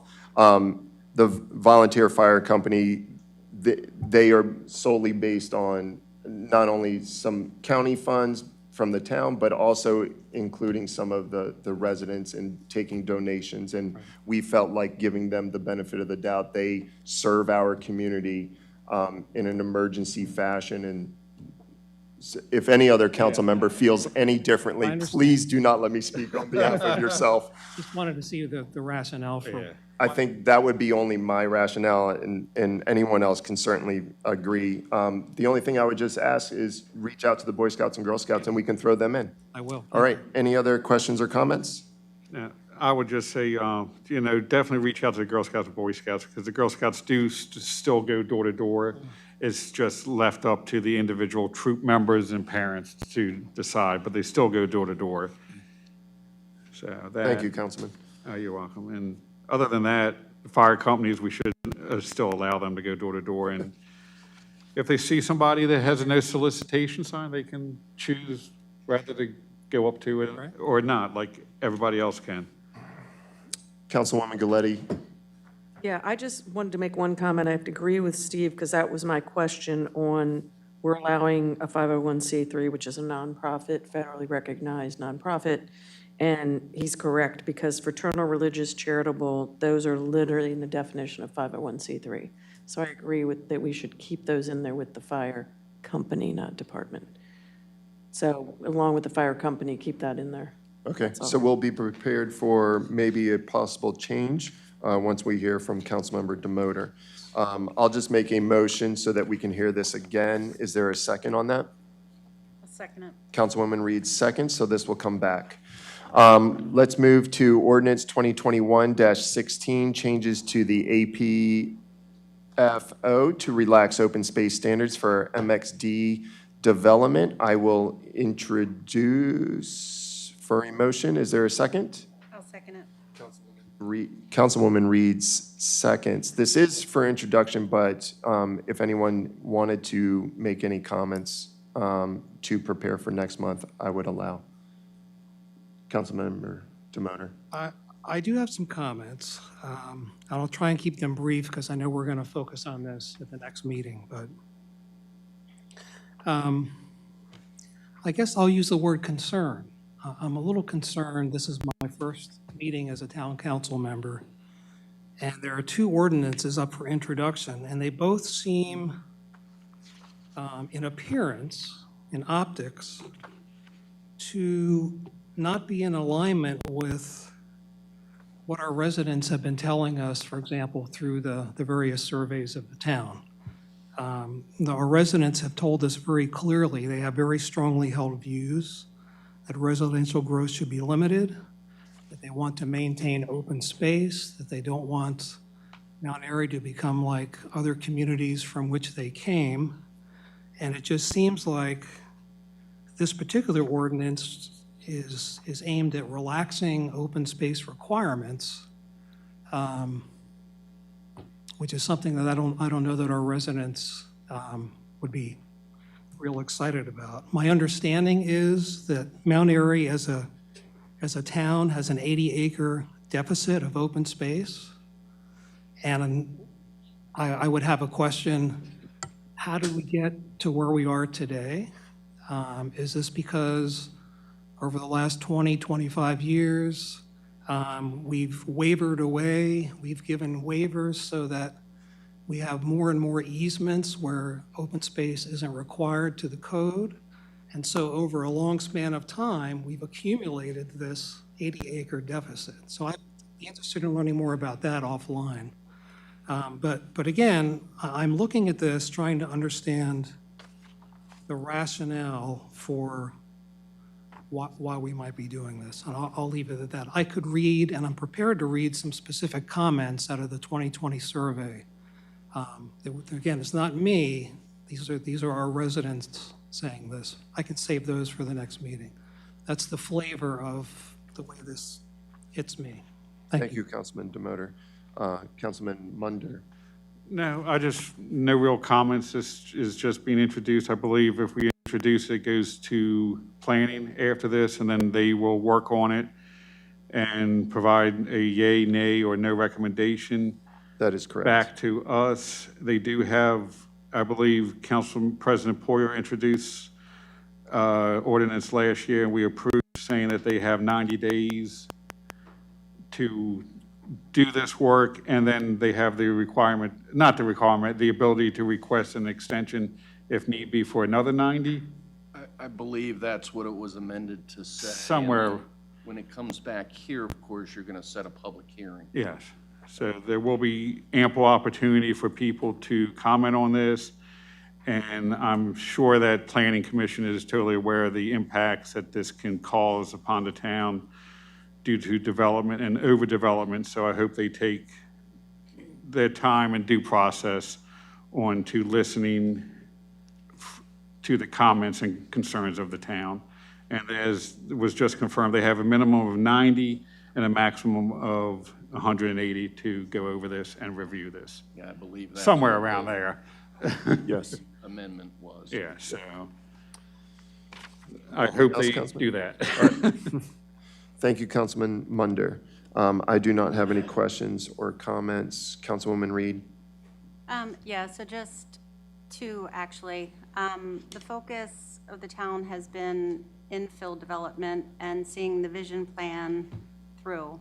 The development of the Beck property and Center Street going through is part of that vision plan. This ordinance mirrors an ordinance that we passed for the downtown zone, reducing the APFO standards. So it isn't necessarily brand new. It's just sort of a laundry item that we have to take care of so that this development can happen, meaning Center Street going through and the Beck property happening, so. Thank you. Councilwoman Galletti? Actually, I had some comments, but I believe they were covered by Councilman Munder, but I was looking at page 2, whereas this ordinance was originally introduced at the meeting in June 7th, 2020, referred to Planning Commission for review. So this is basically coming back to us now almost a year later to move forward. It's a separate ordinance. Right, but a similar ordinance. Yes. Yes. Thank you. And just for council members, just pay attention up to the top. This is a great little note that we've added just to kind of keep things straight. So this is being introduced. This is going to go to planning. The Planning Commission will review that. We'll have a public hearing, and then it'll be set for adoption. So just kind of keep the top of all of these have been noted with that. So just something to pay attention to. So I'll make a motion. Oh, One more, sorry, you called me before. I just want to make sure that what Councilwoman Galetti pointed out, that's not a typo? That is. It That shows is- 6/7/21. Okay. In anticipation of this being introduced tonight. Okay, just checking, because it's like it would be very weird That's- if it was the same date. yeah, year a year after year. apart. Yep. Thank you, Councilmember Munder, for You're that. welcome. I appreciate Thank you. that. No worries. So I'll make a motion for introduction. Is there a second on this, please? I'll second it. All right, sorry, I did not mean to say please, I apologize. Councilwoman Reed, second, so we will see this again next month. Next is also, Not next month, when it comes back from planning. sorry, back from planning, I apologize. Please come on up. A couple things. This is not a relaxation, it is an ordinance to bring it to bring it relative to the MXD. I will also state that our next meeting is going to be a Zoom meeting because of MML.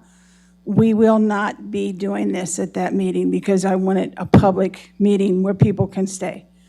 Also keep in mind, please read the adequate housing facilities requirement that we have to put into our master plan by the state of Maryland.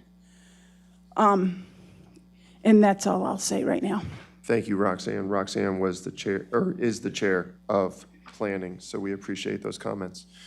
We will move to ordinance 2021-17. This is to rezone the Beck property to MXD. This is following the same process as 2021-16. I will make a motion for introduction. Is there a second? I'll second. Councilman Munder seconds, and off it goes to planning. Opportunity for some comments. Sure. Same theme as my comments on the previous ordinance. I strongly believe that consideration of rezoning this property should be done as part of the current 2023 master plan process that's already underway, which started in February-ish or March. It seems to me that any kind of a property to be considered for rezoning should be looked at holistically with other properties that are being requested for rezoning through this master plan process. I'm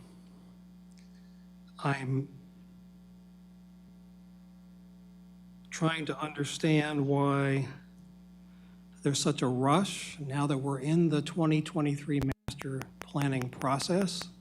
I think it's going to give the appearance to our residents, as it does to me, that it seems like we're trying to short-circuit the process. We're trying to skirt the system. We're trying to expedite rezoning of this particular property because we want to get it done more quickly and not part of the larger ongoing master plan process. I have a lot more comments in this regard. I will save them for the next time we discuss this.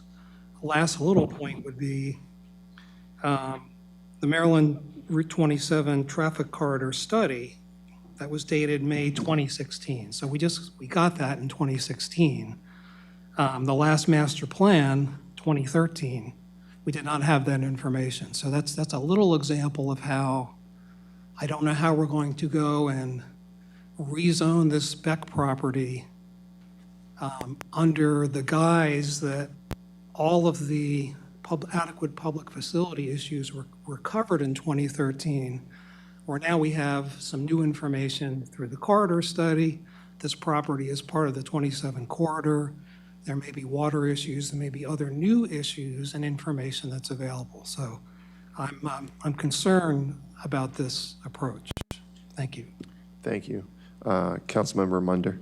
No, I take all your comments into careful consideration, Councilman Domotor, and I agree with you on some. And this is an ongoing process that, started in the 2013 master plan. But I do agree with you on some of it. But I also like the fact that this is being heard and introduced outside of the normal master planning process, solely on the fact that due to the importance of this piece of property, that this, instead of getting lumped into the normal rezoning process, this has the potential to have its own hearing, an individual hearing, so we can really take our time and look at this yet again over 90 to 180 days as allowed by code. So as I said, we'll see it again soon, and we'll continue the discussion. But And we can agree to disagree on this. yeah, exactly. And I looked at the 20, and you brought up excellent points on the 27 corridor study, and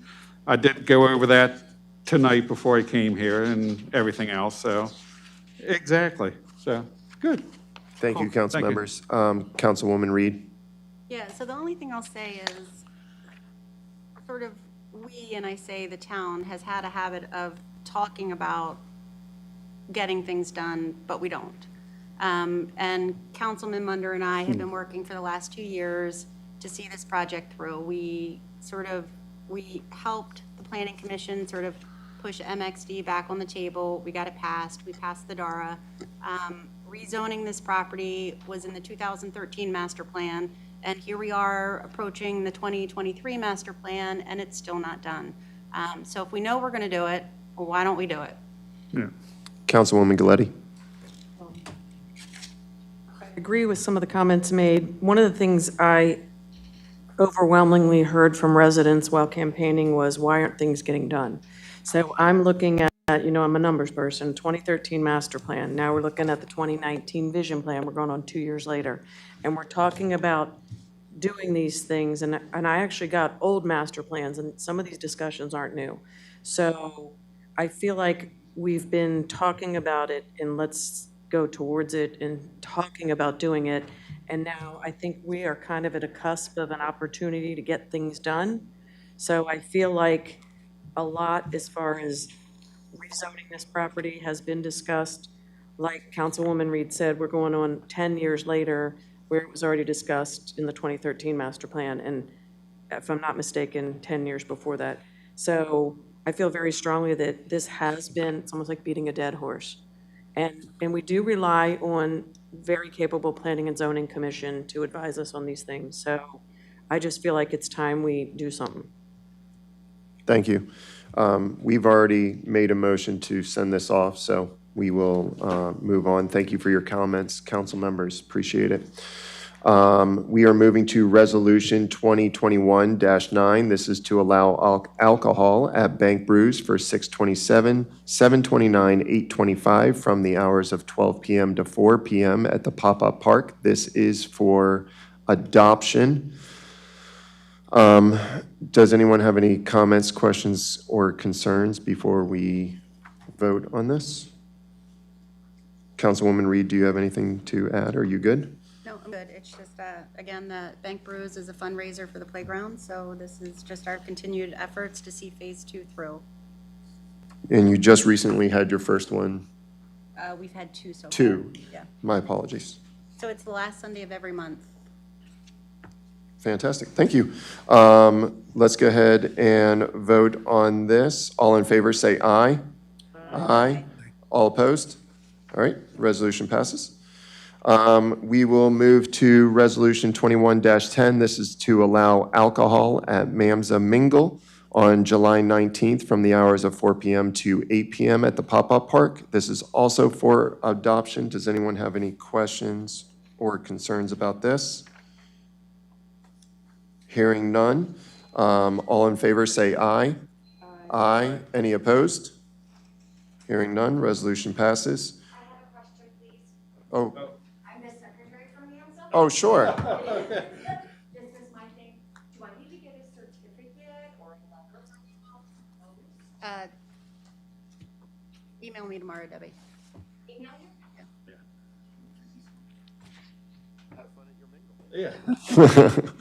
All right, fantastic. Council members, next is 2021-11.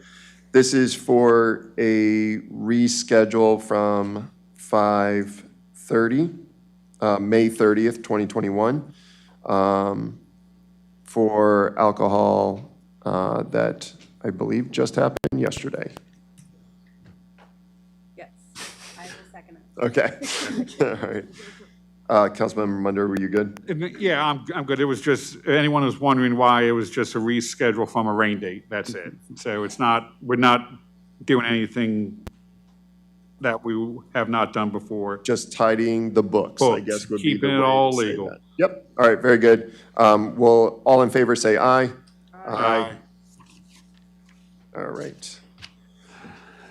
Thank you, everyone, for doing that. Great job. We'll move to unfinished business. This is an appointment to Planning Commission in reference to Brian Beda.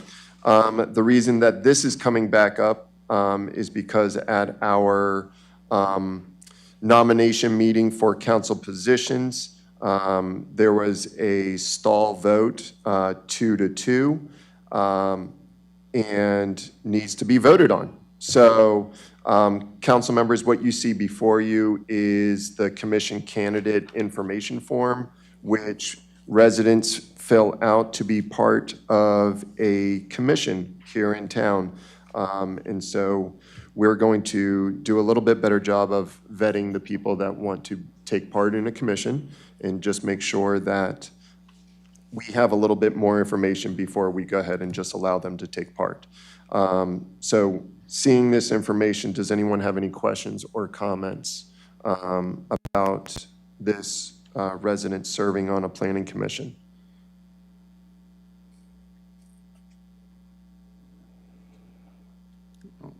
Not directly, but not directly. I'm just still trying to figure out what his position on the planning commission would be, because we don't have that from the mayor. Because I take it was an alternate. He was originally scheduled for an alternate, and then it was just Martina. Is it an alternate position? Let me explain. Roxanne Hemphill, Planning Commissioner, Chairperson. This is for an alternate position. We have moved Martina, who was our alternate, up to a full commissioner. So Brian Beda will be an alternate. And just for the new council members, an alternate position looks like? An alternate position, you attend the meetings, you do not vote, you can discuss at the meeting. If one of the members is absent, that the alternate can vote. And also, if there's not a quorum, then the alternate would then become the number for the quorum. But we also let them vote if just one person's absent. Any questions? I have a Feel question. free. I have a question, Roxanne. So I know at the last meeting was when we just found out that Martina was an alternate for how long? About a year, 2 years. So we just found out the last meeting that she's a voting member. So have you, so my point is, this is a very new thing, and I know it's a very important commission. Has anybody else put in for this? that you know? I don't know. They come directly here. They come to the mayor. However, if you look at his kind of resume, so to speak, he has an excellent background. I'm a firm believer you have in planning, you have to have some sort of a real estate background as well, because you get into the nitty-gritty of a lot of different things. Yes? Roxanne, have you had a conversation with him and? I have not had a conversation with him. But I do remember when he was on the Board of Appeals, and I have seen him work. So I guess my question is, do you have a favorable outlook on him? I do. Okay. I do. That's all I need. So just, Brian Beda used to live in town, moved down to Florida, has since moved exactly back into the same neighborhood, probably right down the street from his old house, believe it or not. He lives in Nottingham, loved the town so much, decided to move right back into town. So that was just, a lot of people have said he moved out. We thought he was gone. Nope, Brian's back, and is willing to take a position on a commission. Any other questions or comments? Well, I'm just concerned for one of the things here. It says the mayor messaged him instead of him coming before and requesting this. So concerned with that. It was by my recommendation that he talked to him. That's fine, but I'm just saying that how he put it on here. He has served on a couple others with, I shall say, I've heard good and bad things about him when he served on Streets and Roads and a couple other for attendance. This is an important commission that he does need to show up for, just so he's up to date on everything. So that is concerning also. And the real estate background, while it can be helpful, is also concerning in a long-term capacity too. So those are my concerns with this right now. Roxanne, when they, when someone's serving on a commission, I don't know, does an alternate have the same timeline as? Necessarily. Okay, We don't hold their foot that they have to attend okay, every meeting. I make sure before each meeting that I'm going to have a quorum. If he's there, then he can discuss. okay, It's to his benefit to be there at every meeting because of the continuity of what we do, sure, but he doesn't necessarily. gotcha. All right. We'll go ahead and take a vote. I'm sorry, yes. Roxanne, so you made the comment that, and I understand I had the same question that Councilman Munder had, that the recommendation originally came from you. Correct. Based on what? As what? Based on what? Based on what he had done in the past, what I had seen him do in the past, and what I knew that he did. Okay, thank you. Okay, are we good now? All right, we'll go ahead and vote. This is for approval for Brian Beda to be an alternate on the Planning Commission. All in favor, say aye. Aye. Aye. All opposed? Opposed. Okay, so this is denial for Brian Beda to be on planning. We will move into new business, and first up is AMT Engineering for the South Main Street Roundabout presentation. Welcome, AMT. Jason, I want to introduce Heidi and Ken. Welcome, welcome. They did do a presentation for Streets and Roads. Look different. They're not on a small street. It's not the same. We did ask them to tone it down. It was very detailed. Yes. And we had a long agenda, so we did ask them to tone it down a little bit as far as the presentation. Yes, we appreciate it. Thank you, and welcome. Thank you. It's just one slide. No, I'm just kidding. Okay. No, good evening, Mr. President and council members. I am Heidi Van Leuven. I did present on this a year ago, just before all the COVID hit. So we're back again after the study has been completed. So we do have a quick slideshow. I'll try to go through it quickly, and then any questions that follow, it might be a little bit better to do it that way.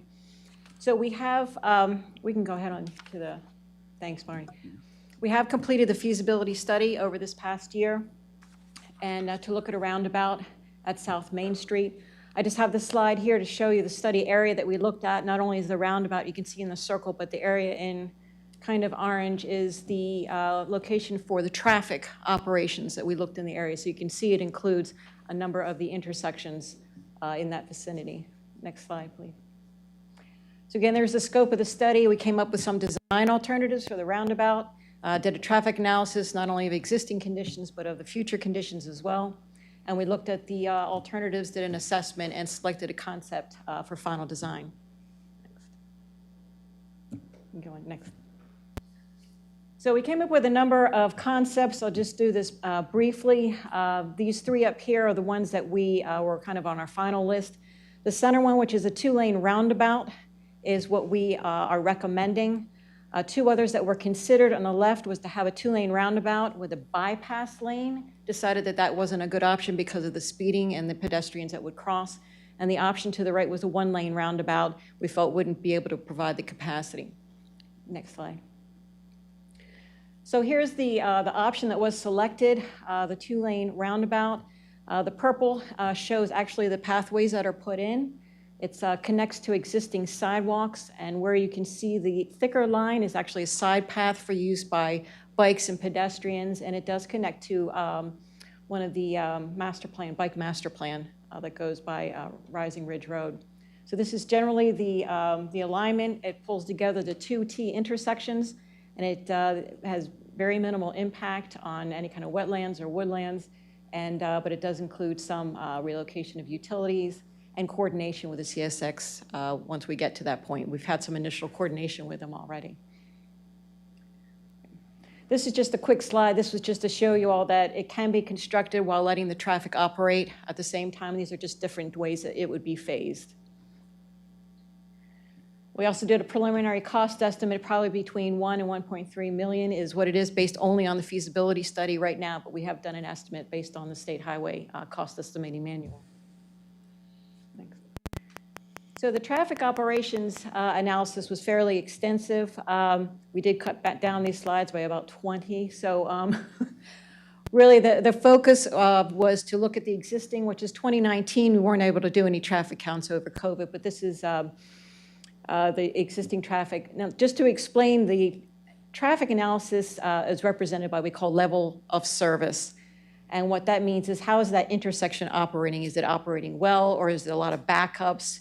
And so the arrows to the right, where it shows an A through an E, if it's in green, A, B, or C, that means it operates acceptably. If it's a D, E, or F, that means that that intersection doesn't operate acceptably. So there's more delays, there's more backups. And so the town is looking for levels of service up through C. And so where you can see the red in the E and the F, those are intersections that are failing, as we say. So this is existing operations for 2019, 2020. We did an interim at 2022, but really I'm only going to focus on the long-term traffic operations. This just shows here that the intersections will get worse over time if there aren't any improvements.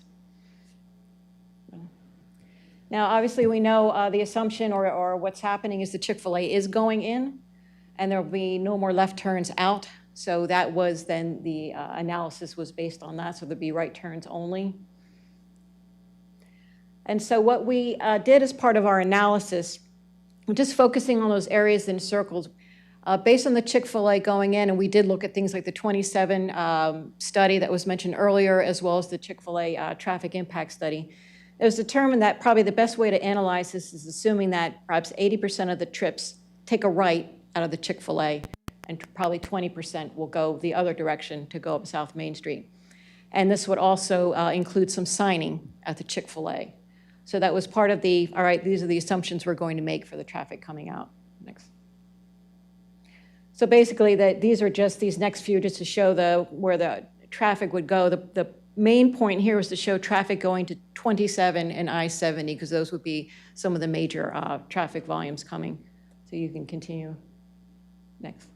Of course, if you make a right turn, you have to go all the way around. And then the next one is what some people will do when they're in a rush, which is we want to go right back and we're just going to make a U-turn. And that is a big issue that happens. So the next slide then shows the roundabout as really a safe, from a traffic operations safety standpoint alone, shows how that would provide that movement, but keeping it within a safe design. Next. So you can skip to the next slide.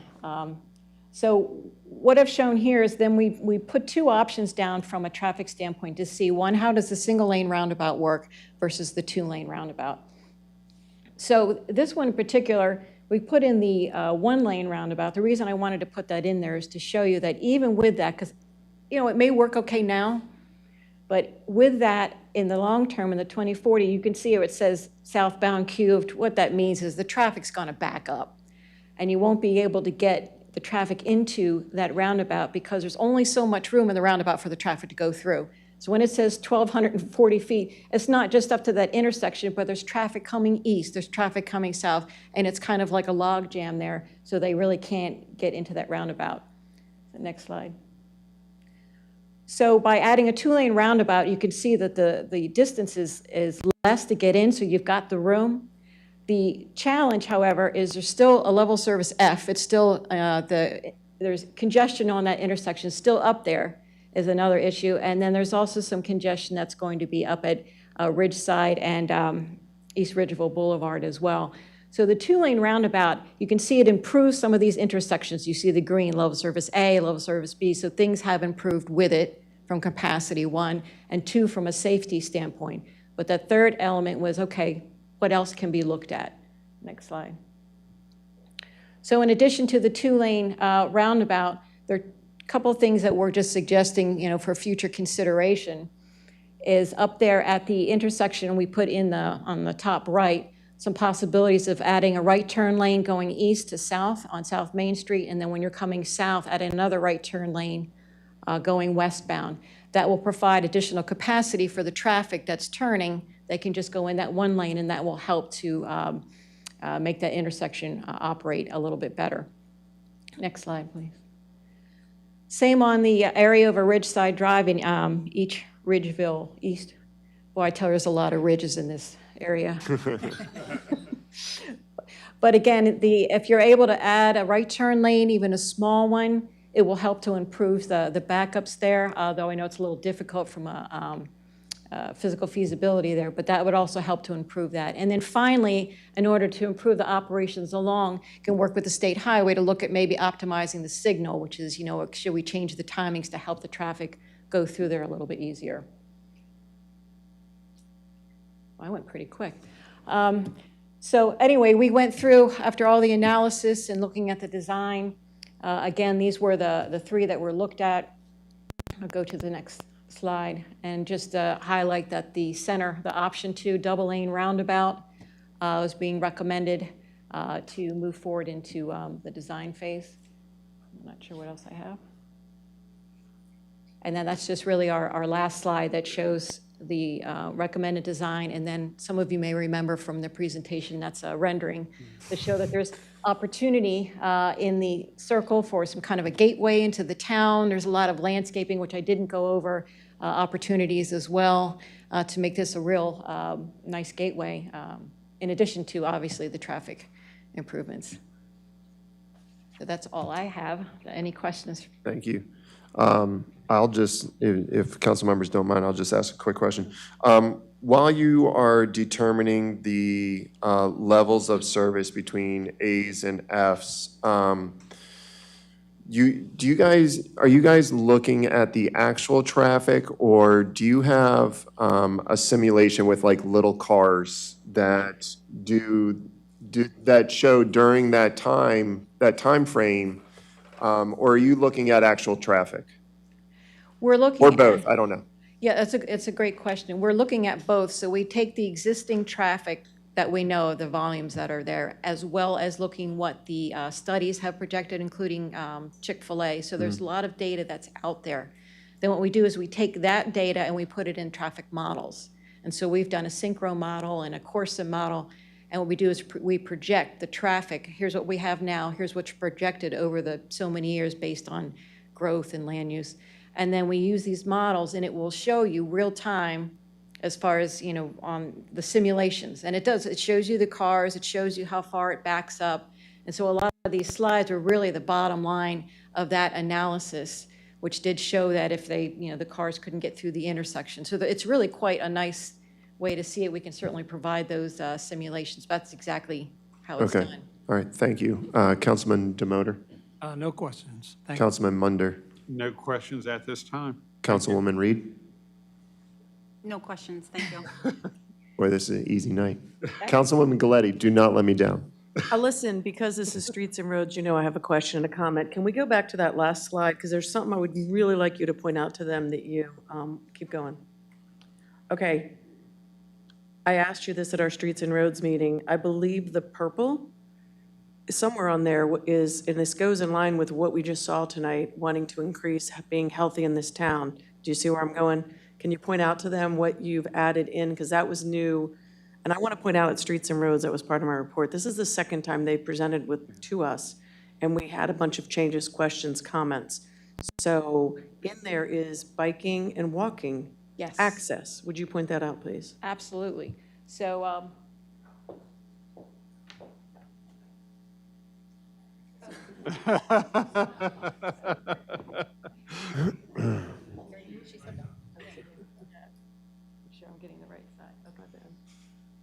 yeah, so as you can see, the thinner line is connecting into the existing sidewalks.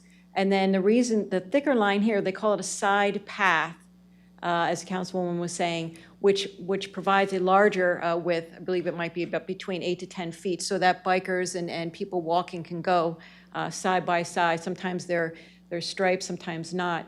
But the reason why we have the path here and on this side is that it is consistent with the master plan. So it is a nice opportunity for folks to go from that community here on Rising Ridge Road. They can go to the, get something to eat and travel. So that's a big part of what was put in here, as well as having, obviously, people can go different ways across on here. And it will be a very protected, lots of, visibility. It's very important to have the safety for crossing, but that is why it was added. Did I explain that? Yes, thank you. Well, okay.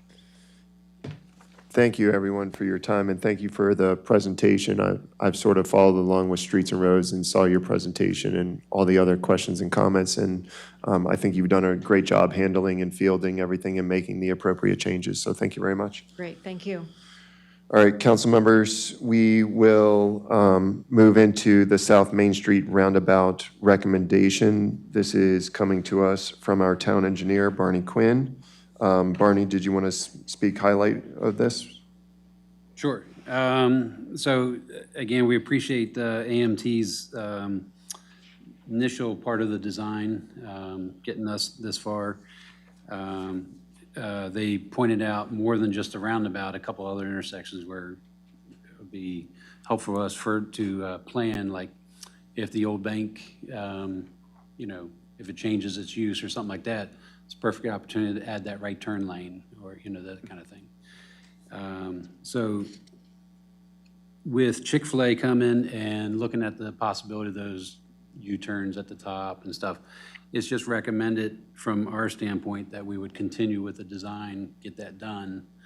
And I think we would want to talk to Tom about, being able to recoup our costs for future development in that area for the design and for construction. But let's at least get to that design, then by the end of the year, when they complete somewhere around the end of 2021, that's Chick-fil-A will just be opening up, and you'll kind of get an idea of, is it a bad thing, or maybe it's something that we can let go for a little while, but we would be able to make a good decision in the spring whether to move right into construction.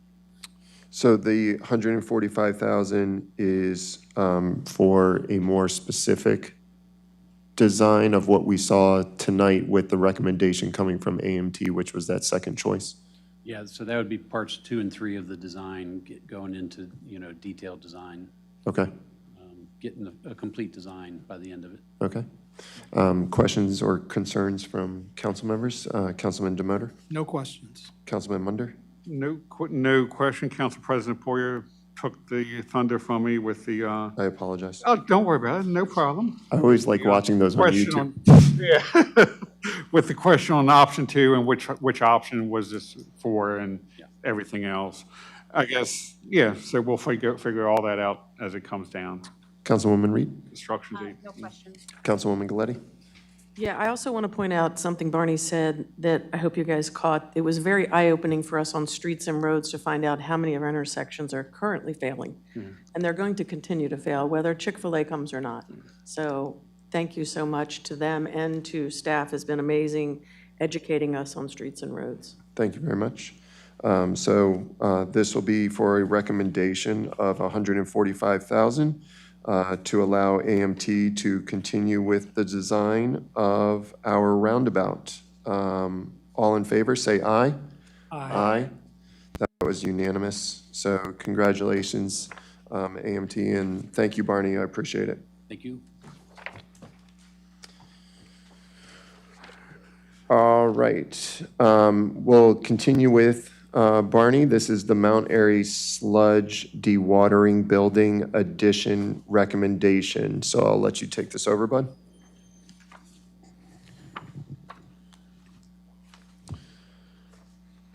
All right, so the sludge dewatering building, or sludge building, we've had a few changes with the way the containers come in to haul the sludge out from the waste treatment plant.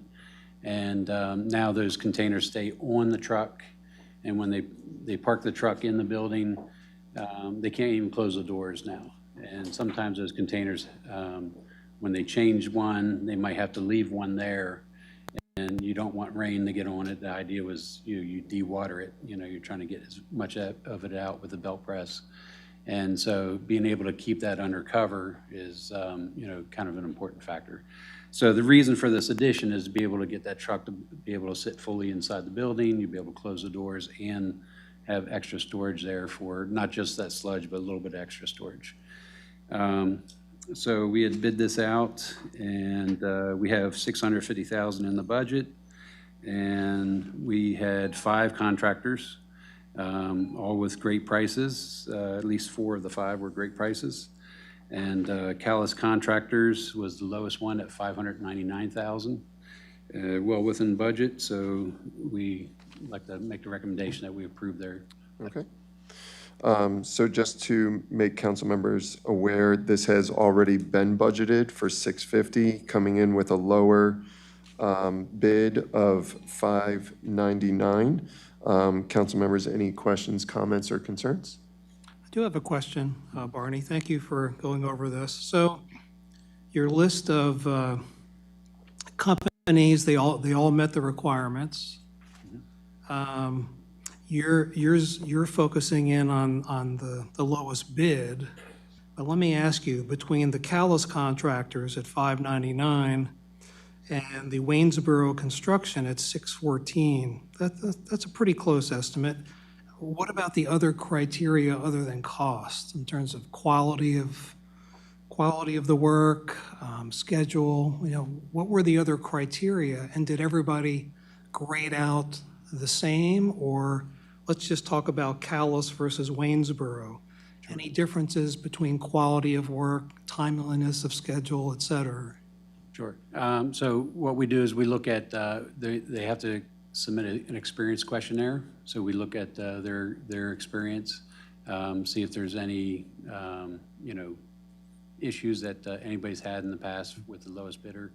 We don't generally contact everybody from every bidder. From every contractor. We usually take the lowest one, we start there.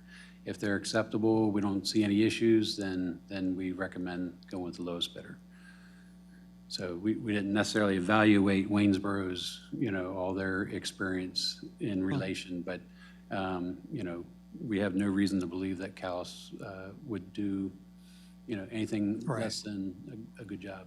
Yeah, I was just wondering, if Waynesboro offered something, just better quality work or better on-schedule work, so you don't look at any of that.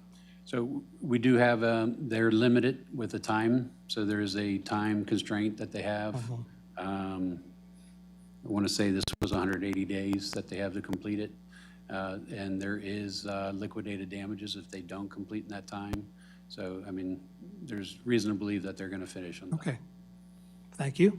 Thank you. Councilmember Munder. All right, 2 quick questions here. On Callis, where are they based out of? Do you know?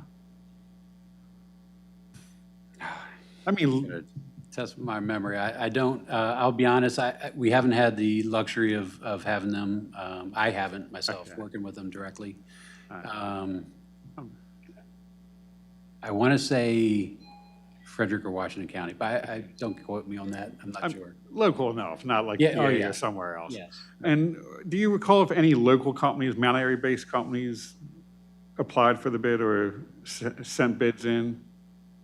Not as a general contractor on this one.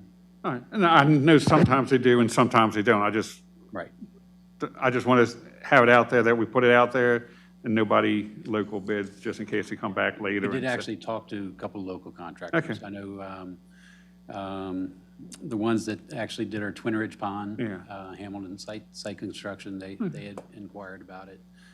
Ross Contracting on Rising Ridge Road, they inquired about it. Oh, as long as they inquire, sorry. Yeah, Rising Ridge is doing our, I know what you Ross is doing our water main, and Hamilton did our storm drain. So we are using local bidders, but in this case, none of them bid on chose that. not to submit one. They might be subcontractors to some of these. But not the main one. Okay, cool. Let's just want to make sure. Thank you. Any other council members? No comment. Quick comment, they're actually in Hagerstown, Councilman Munder. Oh, thank you. So I just want to know, because I toured the treatment plant, and it's amazing what they do there. Do they have input with you, the staff over there, the treatment plant manager, as far as, like, the contractors? So I know his dad ran it, so we have a long family history.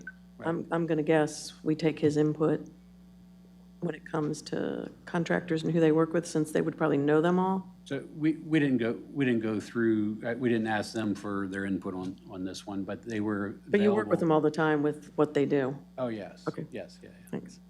All right, thank you. All right, so this is a recommendation for Callis Contractors for $599,000 for the sludge dewatering building addition. All in favor, say aye. Aye. Any opposed? All right, Bernie. All set. Okay, council members, I'm going to make this quick since this is just for information and nothing for presentation purposes. I just wanted to give you some information. I just had Barney work in collaboration with me just to represent the Flatiron options. This was presented several years ago while I was still on council. And I wanted for the current council, as well as Councilmember Munder and Councilwoman Reed, to have this information that I was so privy to. And this just gives a little information about the Flatiron building. So this is a packet with the different options. Barney also took a little extra time, added 2 more options to the original 5 that was presented when I was sitting on the council at that time. So that is for your information. Next is you will see a web design titled Council Priority List. However, I avoided the listing because I did not want anyone to get the idea that this was the very first thing at the top of our list compared to second, compared to third, and sort of a rating system. So I did a web design. That way they are all sort of spread out here.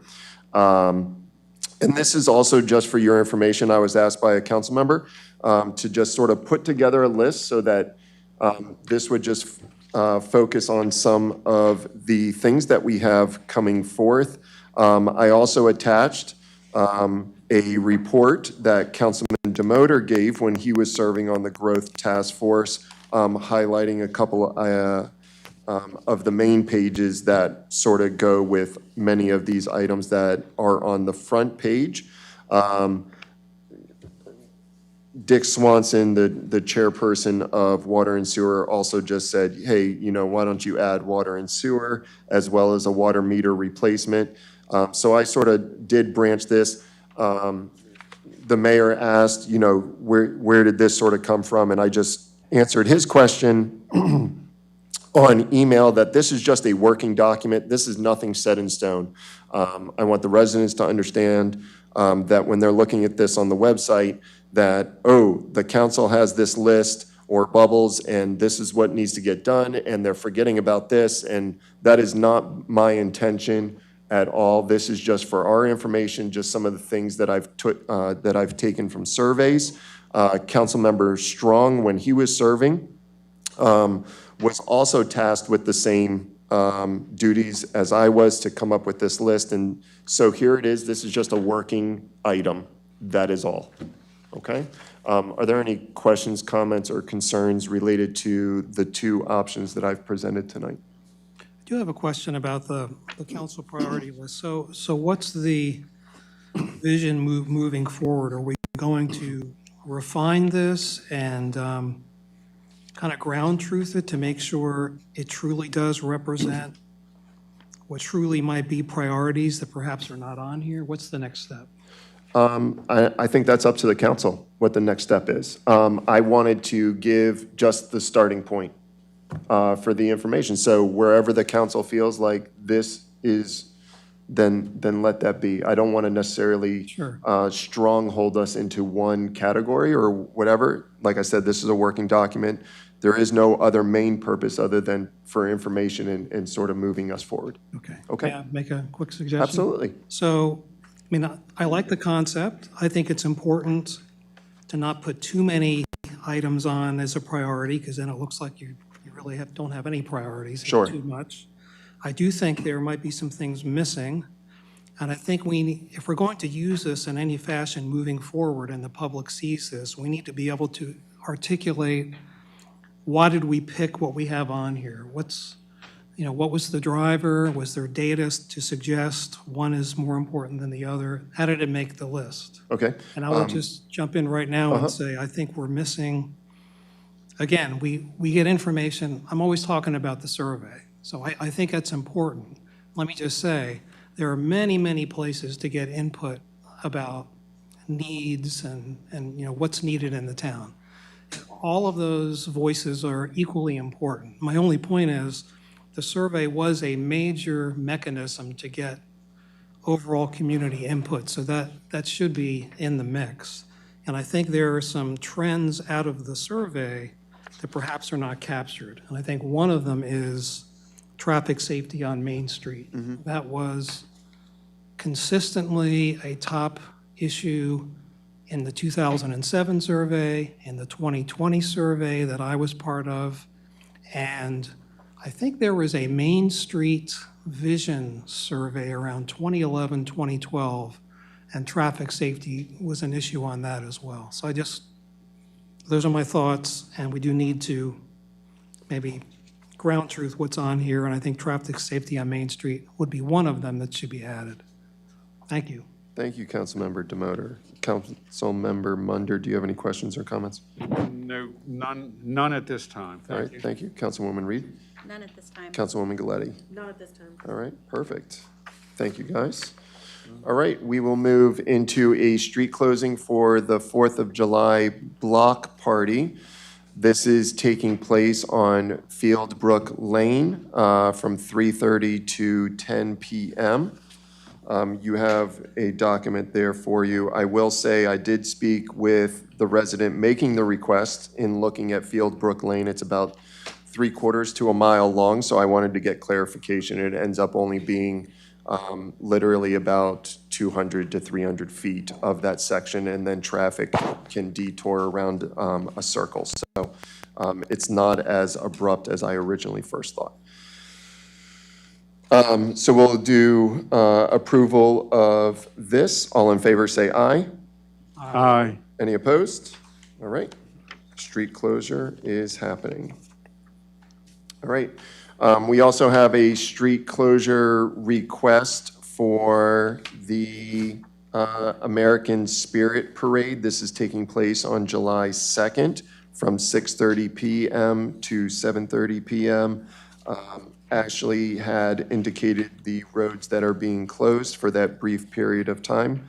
I cannot answer any questions if you do have any. But there is a fireworks this year, so looking forward to that. All right, all in favor, say aye. Aye. Any opposed? All right. We did not get any commission appointments or reappointments. Council members, we do need to make an adjustment for the upcoming town council meetings. The first one is July 5th. That is a closing of the government. And so if we are okay, we're going to move the July 5th to the July 12th. Same time, but this allows us to get advertising in to make that change. And while we're at it, we'll go ahead and do September as well. That date also needs to be changed from September 6th. Did I write down? No, to the 12th. 13th. I knew it. I almost said it too. Sorry. So September 6th needs to also be changed to the 13th at the same time. barring any public hearings and those types of things. So please make those changes to your calendars. Perfect. All right, we'll move into mayor and council reports, and I believe the mayor just highlighted a few items, maybe out of his report, and will probably be posted online. So we will move into the Parks and Recs Board. Councilwoman Reed. So I'm going to keep it very brief since we're running late. Our last meeting was June 17th. The individuals who are interested in the skate park as well as the mountain bike trail presented the idea to Parks and Rec. There was also an individual who proposed a potential basketball league at the Twin Arch Court at the end of Backacre Court. And there was also some discussion about the Summit Ridge Playground, that it's getting old and maybe some of the equipment is unsafe. So Parks or Recs and Park are going to sort of investigate the equipment and see if they're going to make it a priority moving forward. We meet again on, bear with me, the July 15th, and that concludes my report. Thank you. We'll move to EDC and Planning, and Councilmember Munder. All right, I will also make them quick since we're running late. The meeting for EDC was held on May 26, 2021 at 7 p.m. via Zoom. I believe Council President Poirier will be giving the MAMSA update. Yes, I will. Alice- Well, unless you have stuff. No, then I please, have please. nothing Okay. for MAMSA, unfortunately. She was reading it off a little bit too quick during the meeting for me to I'll just copy it briefly down. read her comments. Yes, that's fine. And I will read some comments and some important stuff from EDC. The new I Heart Mount Airy show is on Facebook and website. On the website, it is featuring John Davis Sr., executive producer and host of the Motor Week show, talking about electronic charging stations. And I believe it came to our knowledge that the EDC meeting or another meeting, that when they do electric vehicle testing in the area, they sometimes come and recharge at the Mount Airy stations. Cars and Coffee is every second and fourth Sunday, okay, at the municipal parking lot from 8 to 11 a.m. Bank Brews, as Councilwoman Reed indicated, are happening again. The farmers market is back up and running on Wednesdays from 3 to 7 in the rail yard. And as you might know, the Four Counties Lions Club Carnival has started tonight and runs from 6 to 11 p.m. through Saturday, June 12th. There is an upcoming shredding and battery recycling event. Did you have that on your? I do. I'll let Councilman Domotor say that. And as Council President just indicated, there is American Spirit Weekend from July 2nd to the 4th, which includes a parade, fireworks, and a flag ceremony on the 4th of July on Sunday. And for two other EDC mentions, Councilwoman Galetti and I and the mayor attended the grand reopening of Conchetta's this past Saturday. So they have officially reopened from the fire. It's a very lovely redesign, and I would suggest everyone go down there. We also, Councilwoman Galetti and I attended the grand opening of a new business in town, which is a yoga studio called Lotus Rising. They are located at 603 East Ridgeville Boulevard, Mount Airy, Maryland. They offer yoga, Tai Chi, and I believe and looks like Zumba and a couple other things. So if you are interested in signing up for classes, please give them a call at 301-514-8227, and that is over by Five Guys and I believe the Cowboy. You see the sign of the Cowboy Internet Service. I can't think of the name of that company right now. Basement of Chiropractic First. There you go, the Basement of Chiropractic First. And the next meeting for EDC will be June 23rd at 7 p.m., I believe via Zoom at this time. That might change. That concludes the EDC report for planning. It was held on May 24th at 7 p.m. We had the Carroll County planner, Hannah Weber, come and do a presentation on the municipal handbook and the 2020 Carroll County Annual Report that lists all the planning that has happened, planning and improvements and developments that have happened all throughout Carroll County. There was 2 introductions of developments, Ridgeville Heights, which was just a basic readjustment of lot lines to allow 1 additional lot out of 2 existing.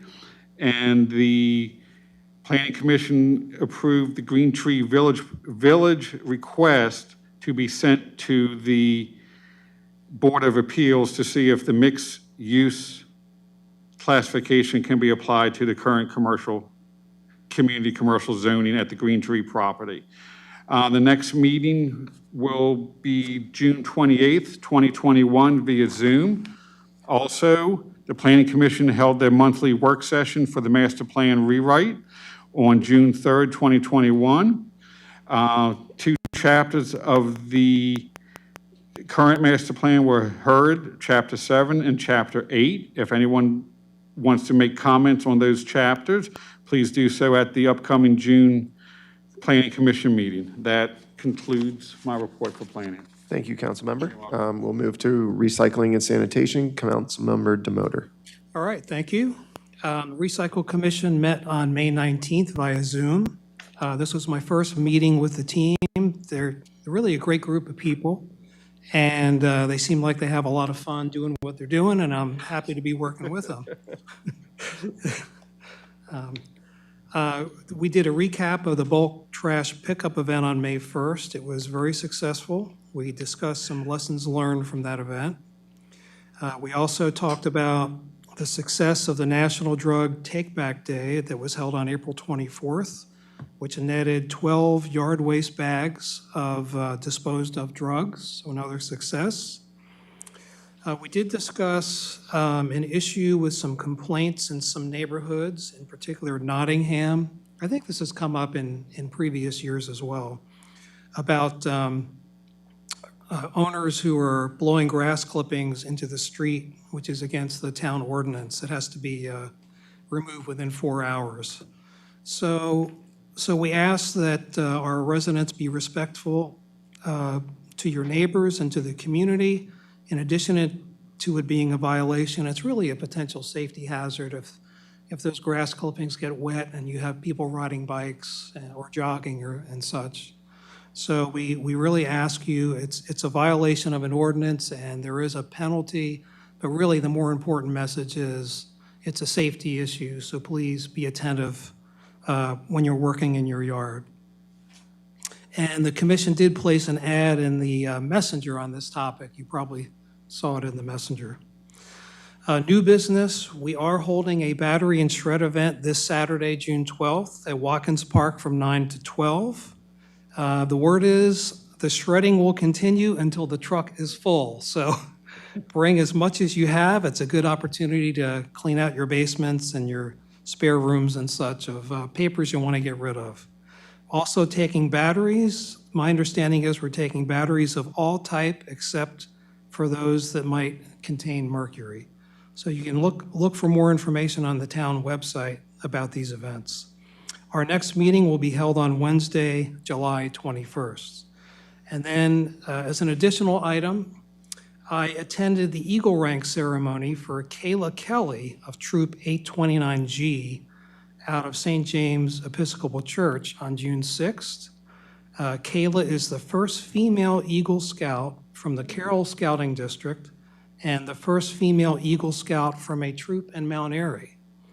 So a lot of firsts for Kayla, and no doubt there'll be many more firsts for Kayla in her years to come. Congratulations to Kayla and her family, her friends, and the scouting community that helped her get there along the way. A really good example of our outstanding youth in Mount Airy. And I believe there is another Eagle ceremony on June 18th for the same troop, and I plan on attending that as well. So that completes my report. Thank you very much, Councilmember. Moving to Streets and Roads and Beautification, Councilwoman Galletti. Thank you. I want to start with beautification. They met on May 18th. It was my first meeting with them, and they are amazing. They are I have a ton of notes, but I'm going to summarize it, that they clean everything up in town.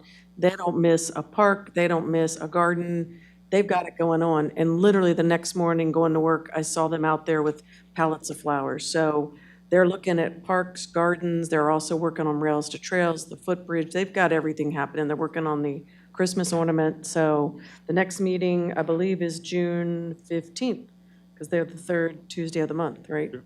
So next week. That's it for beautification. Streets and roads, engineering presentations, you saw it. The largest item on our agenda, we met on May 4th, was the master plan workshop items that pertain to streets and roads in that entire chapter. We revamped our whole agenda to basically do that for our meeting, to get the comments, questions, suggestions, and input. So then I presented that to the Thursday, May 7th master plan meeting for the transportation input. So thank you for getting streets and roads involved prior to the process of everything happening. The other thing is, one small thing, we're discussing the pros and cons because it comes up all the time, ownership of Main Street. There have been 2 other municipalities, Newmarket and Hampstead, so staff is going to be getting some information from them to start the research process. The other thing is, we have this all the time, speeding. So one of the things we've looked at the last nonstop since I've been on Streets and Roads is what to do about speeding. We follow the process, we do the studies, we pass it on to the chief, we pass it on to staff. So one area we're looking at, not that they're not areas of concern, but a real concern that's a safety issue, is at Rising Ridge and Village Gate. So for people that don't know, what happens is a resident will hit the button, and thank you to residents for doing that, because they'll ask all the staff, how do I put in a complaint or a comment, usually a complaint, go to the website, go to Streets and Roads, hit the button. So thank you for the people that take the time to do that. So this started quite a long time ago with a resident complaining about Rising Ridge and Village Gate. So we're talking right as you get down the hill, right before you get to Prospect, turns out there's a crosswalk there going right across Rising Ridge that needs to be updated, and then we come to find out there's a bus stop there. So those kids are coming across Rising Ridge, people are coming over that hill and flying into the intersection. I'm not normally scared walking out in a road, but it's a little scary and very dangerous. There's accidents, children on bikes have almost been hit. So Barney and I met with the residents today because this has been in the process for quite a long time from Streets and Roads. Because in Nottingham, where we had a bus stop, we put a crosswalk in and a stop sign. So we're looking at getting the stop sign there at a bare minimum, and he wanted to discuss with them. They need to understand the sound of trucks that are going to be idling and making the noise and the air brakes. And they overwhelmingly said the safety of the children and themselves is more of a concern than the noise they're going to hear. So one of the things Streets and Roads had recommended was staff to restripe the road, but it's called what again? Thank you. Thermoplastic, I just said paint, and it's actually, it was there when the development was put in, that was how many years ago? So it really needs to be updated to restripe. There is a sign coming from the American Legion going towards Twin Ridge that says there's a crosswalk. There's no sign coming down the big dangerous hill. So we had recommended and asked staff to get that stop sign up at that, and notify people you've got bus stop coming up and a stop sign. Thermoplastic striping.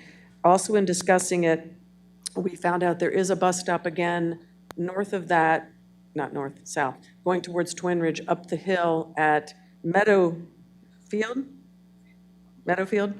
There was a stop sign there. We don't know why it was ever removed when the development was put in and that road was put in. The upper development wasn't in the back there, so the stop signs was there. So we recommended staff to look into getting the stop sign back up there. And then one of the suggestions that Barney had was, with the residents today, was the possibility of making that crosswalk like not a bump, but a hump? Speed hump, so that when they're coming down, they will see it more visibly. So I just wanted to let you guys know that was the recommendations we had made, because it really is a safety issue there.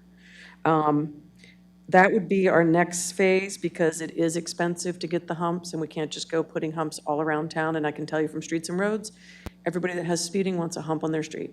So we're going to add that back to our July agenda to start looking into that and then talking to Barney about the budget and what he has in his budget for being able to do that in these areas where it's really not safe. And our next meeting is to be determined because we used to be the last Thursday of the month, so we've contacted staff to see if we can go back to that. And then that we were meeting right before town council. So once we do finalize that, hopefully we'll get notification on the website that our meeting has been changed. And that was it. Thank you, Councilwoman. Next is Water Sewer Commission and Mount Airy Sustainability, and those are mine. From Water and Sewer. I apologize, I forgot something. I just remembered number 2, and I knew you were going to say that to me. The other thing that Streets and Roads, and I hadn't put it in, and Barney reminded me today, I'm sorry, I'll make it really fast, is there is an issue with people trying to get across Prospect towards East West Park. There is no crosswalk, so we've had that on our agenda for almost a year. We've done all the studies. Barney had gotten all the studies, gone to a consultant. It's been recommended to get a crosswalk there and look at probably a 4-way stop there because they're coming down Prospect towards the Legion and people are trying to cross. So now we've got East West Park, we've got the basketball courts. Now we might have a bike trail. So you're going to have even more people going over there. So I just wanted to point out that was another recommendation to staff to get those stop signs and crosswalk. That's it. Thank you. How'd I do?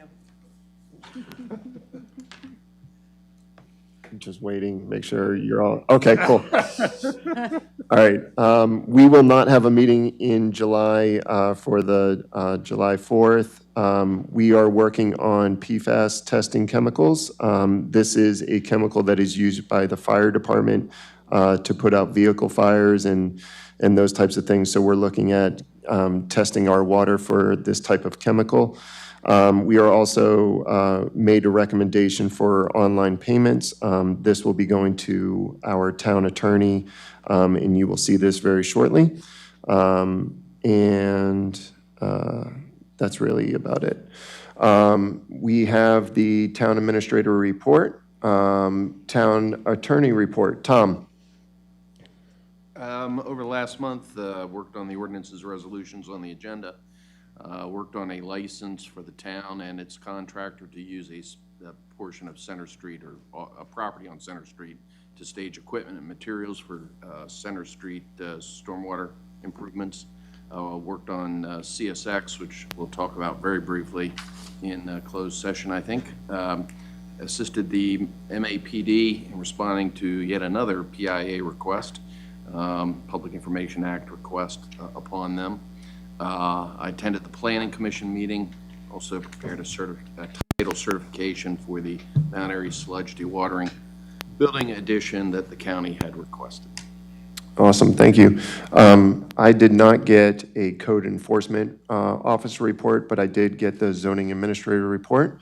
And there will be a closed meeting this evening. At the conclusion of our closed meeting, the council meeting will be adjourned. This is to consider the acquisition of real property for public purpose and matters directly related thereto, CSX and rails to trails. I do need to do a roll call vote on this. Councilmember Domotor, you can just say aye. Aye. Councilmember Munder? Aye. Councilmember Poirier, aye. Councilwoman Reed? Aye. Councilwoman Galletti? Aye. All right, we are adjourned after the closed meeting. Thank you.